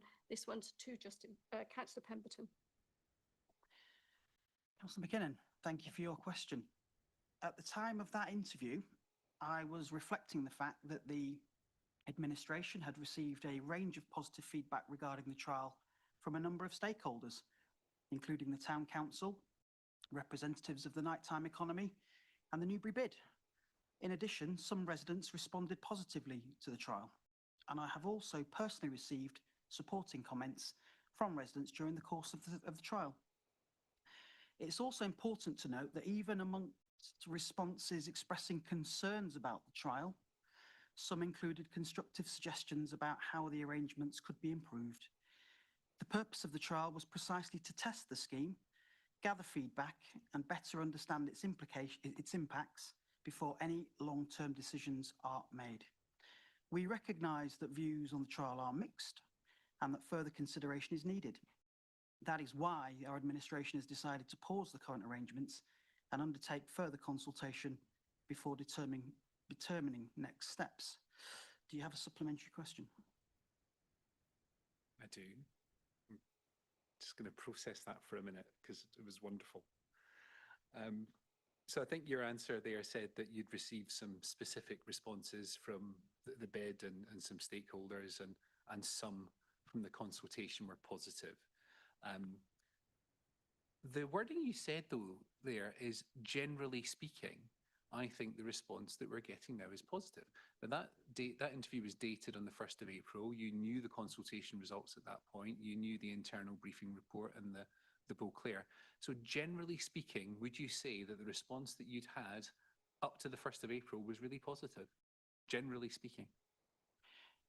Generally speaking, yes, I would. We view pedestrianisation as a forward-looking scheme and initiative. And it's all part and parcel of redesigning the shared space within the town centre to make it nicer for all users to enjoy and experience. So yes, I did think, generally speaking, the responses were positive. Bravo, Councillor Pemberton. Bravo. Councillor McKinnon. Can you please, contain yourself? Question L is to Councillor Pemberton, but I think we already answered that in the questions. Well, we have already answered it.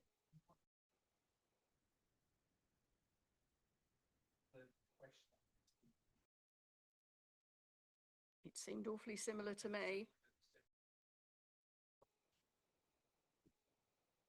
Councillor Pemberton, are you happy to answer this? Yeah, go on. Thank you. So Councillor McKinnon, the report that you're referring to was an internal working document that had been leaked to the press before it had completed the appropriate due diligence and review process. The publicly available Beauclerk report identified a notable decline in year-on-year sales from local customers during the trial period. However, it also showed that overall sales in Newbury in 2025 were higher than in 2024. In answering the original question, I was referring to that broader context and the data relating to spending patterns, including spend attributed to visitors from outside Newbury and Thatcham. My response was therefore an interpretation of the available data at that time and was heavily caveated. I use that word again this evening. That's the third time. I accept that the evidence does not demonstrate a clear uplift in overall footfall or retail performance directly attributable to the pedestrianisation trial. Equally, however, the available data does not support a definitive conclusion that the trial caused an overall decline in sales. That is why precisely why further analysis, engagement and consultation are necessary before any longer term decisions are made. Do you have a supplementary question? I do. It's just something specifically you mentioned there. You said that the data suggests that there was no increase in footfall during the trial, but the quote, and this was the answer to Mr. Goatley's question, the data also suggests that there was also a significant increase from visitors outside Newbury and Thatcham. Now, this goes back to the analogy I drew earlier on. That may be true, but overall footfall was down. And would you not accept that selectively quoting data in an answer to a question from a member of the public it's not lying, we would never say that, but it's a misleading answer. It doesn't give the true picture. I don't believe that anything that I have said at any point, Councillor McKinnon, is misleading. The very nature of the conversation that we are having is open to interpretation. There were no firm conclusions reached from the data set out in the Beauclerk report. And if you wanted to, I could speak at length about the veracity of the data that's in that report. As I said to you earlier, I'm not a statistician, but if I was to speak to the Parkway shopping area, for example, if I was to speak to the management team there, they would say that we've recorded an increase in footfall. Are you questioning the report? Parkway does not stand. I'm not questioning the report. I'm merely making the point that it is open to interpretation because the data itself was drawn from a number of different sources. Parkway does not stand apart from the rest of the town centre, Councillor McKinnon.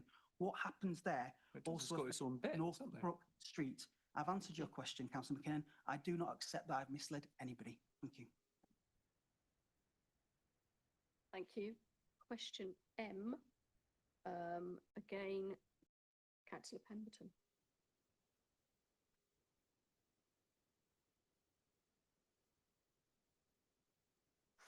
Yes, Councillor McKinnon, what are you getting at here? You don't tell us when you speak to the press, and we don't need to tell you. Do you have a supplementary question? What a disgraceful attitude. This relates to when members of the council and the public are informed of executive decisions. So you look at the timing, and I'm aware of the concept of embargoed press briefings, but this agenda and this paper was published at 4 o'clock on the 13th of May. And again, I'm having to ask my question again because you're not answering it. You've just questioned my motivation. Nicky Hinman published an article on the website at the same minute, it's minute for minute, which contained comments from Councillor Gourmet and a detailed analysis of this report, which means she'd had that report for several days. So my question is, why are the media being given access to detailed executive decisions, notified of the executive decisions, and given interview quotes from executive members before members of the council and the public? That is surely improper. Councillor McKinnon, you know full well the answer to that question. You know full well it's standard practice for embargoed media briefings to be held for complex and high-profile issues. Not the full report. These enable journalists to gain a deeper understanding of the issue, to give them the opportunity to ask questions, to give them the time to prepare accurate and balanced reports on those issues, which are, as I'm sure you will agree, based on the debate that we've had this evening, of significant interest to our residents. Can you answer the question then? No, you didn't. Were the media given access before the public? Justin, you calm down. Moving on. question O to Councillor Foot. I think, Chair, we're still on N.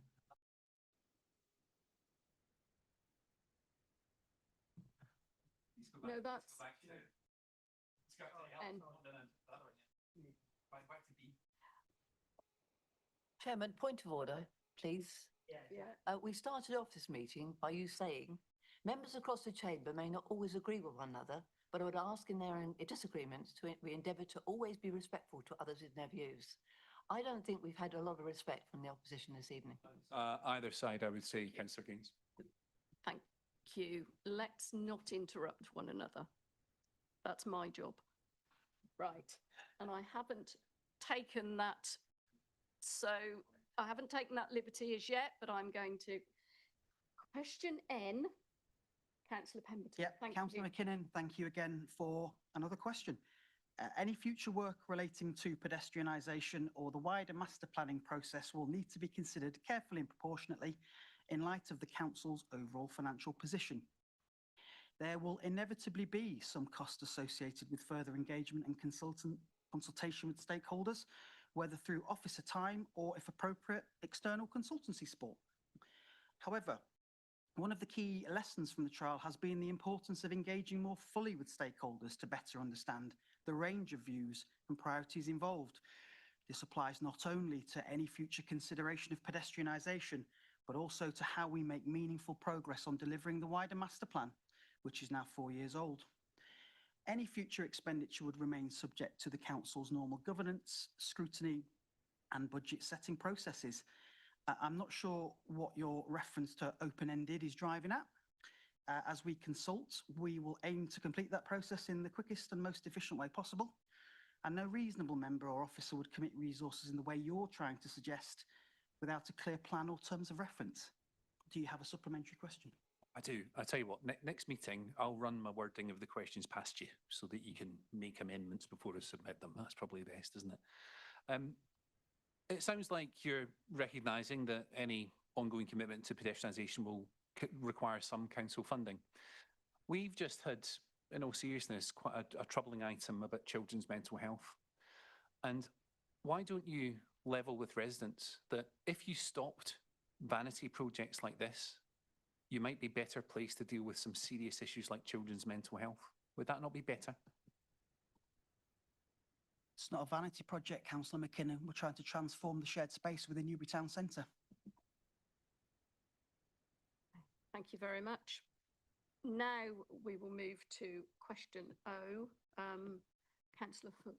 Thank you. Yeah, thanks very much for your question. I'm slightly nervous to sort of mention the fact that we have, of course, covered this in some detail, agenda item 8, the adoption of the playing pitch strategy, but I will respond to your question.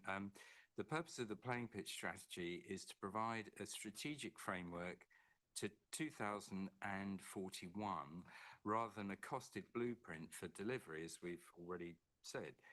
Funding sources will be reviewed for projects as they arrive and contributions agreed. It's at this point that any capital costs to West Berkshire Council would be determined. The delivery of the playing pitch strategy is the responsibility of the entire steering group, again, as we've mentioned earlier, not just West Berkshire Council. Do you have a supplementary question? I do. It's really a clarification. So we don't know the full cost at this stage. Would that be fair? We don't know the full cost at this stage.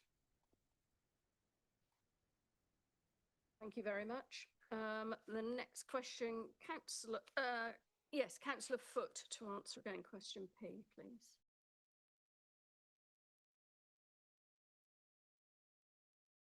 Okay, well, thank you for your question once again. Faraday Road, along with all our grass pitches across West Berkshire, is allocated to existing teams to enable them to complete their competitive fixtures during the football season.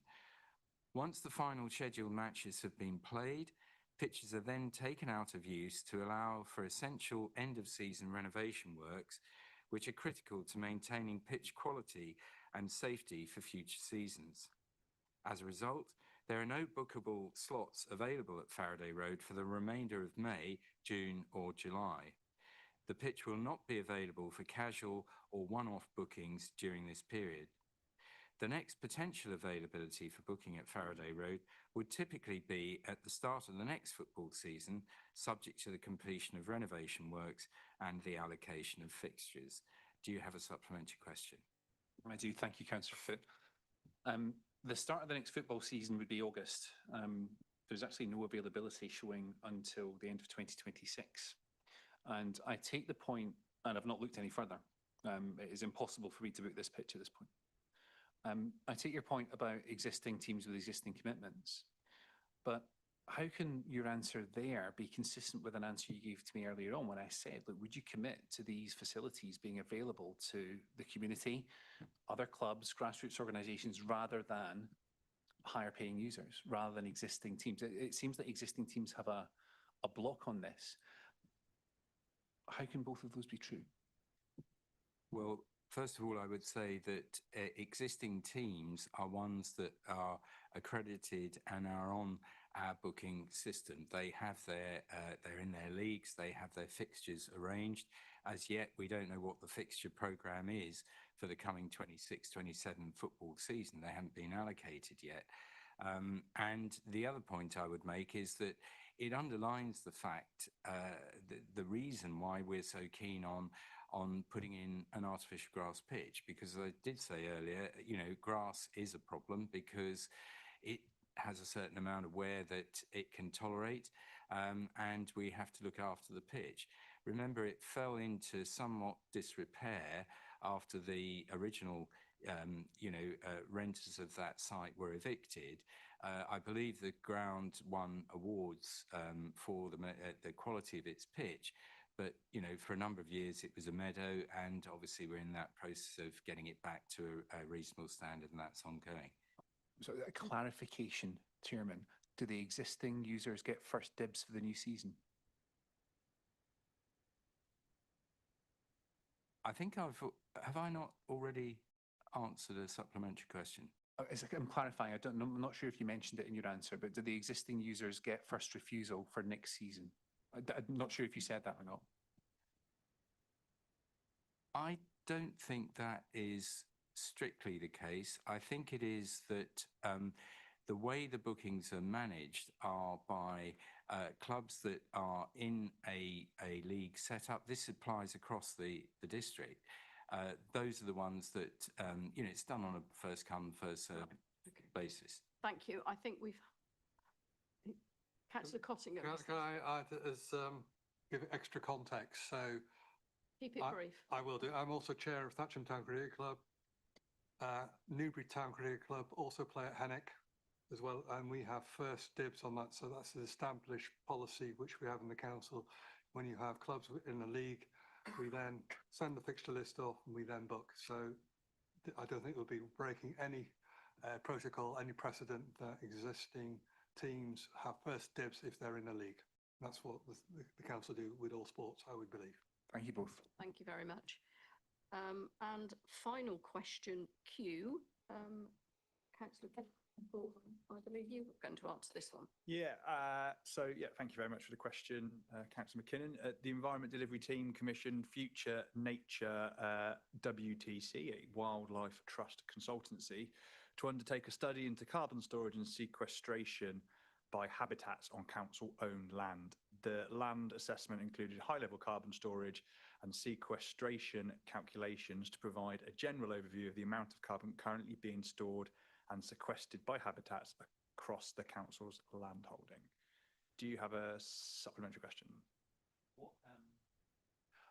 What has the conclusion been of those external assurance providers on the assumptions?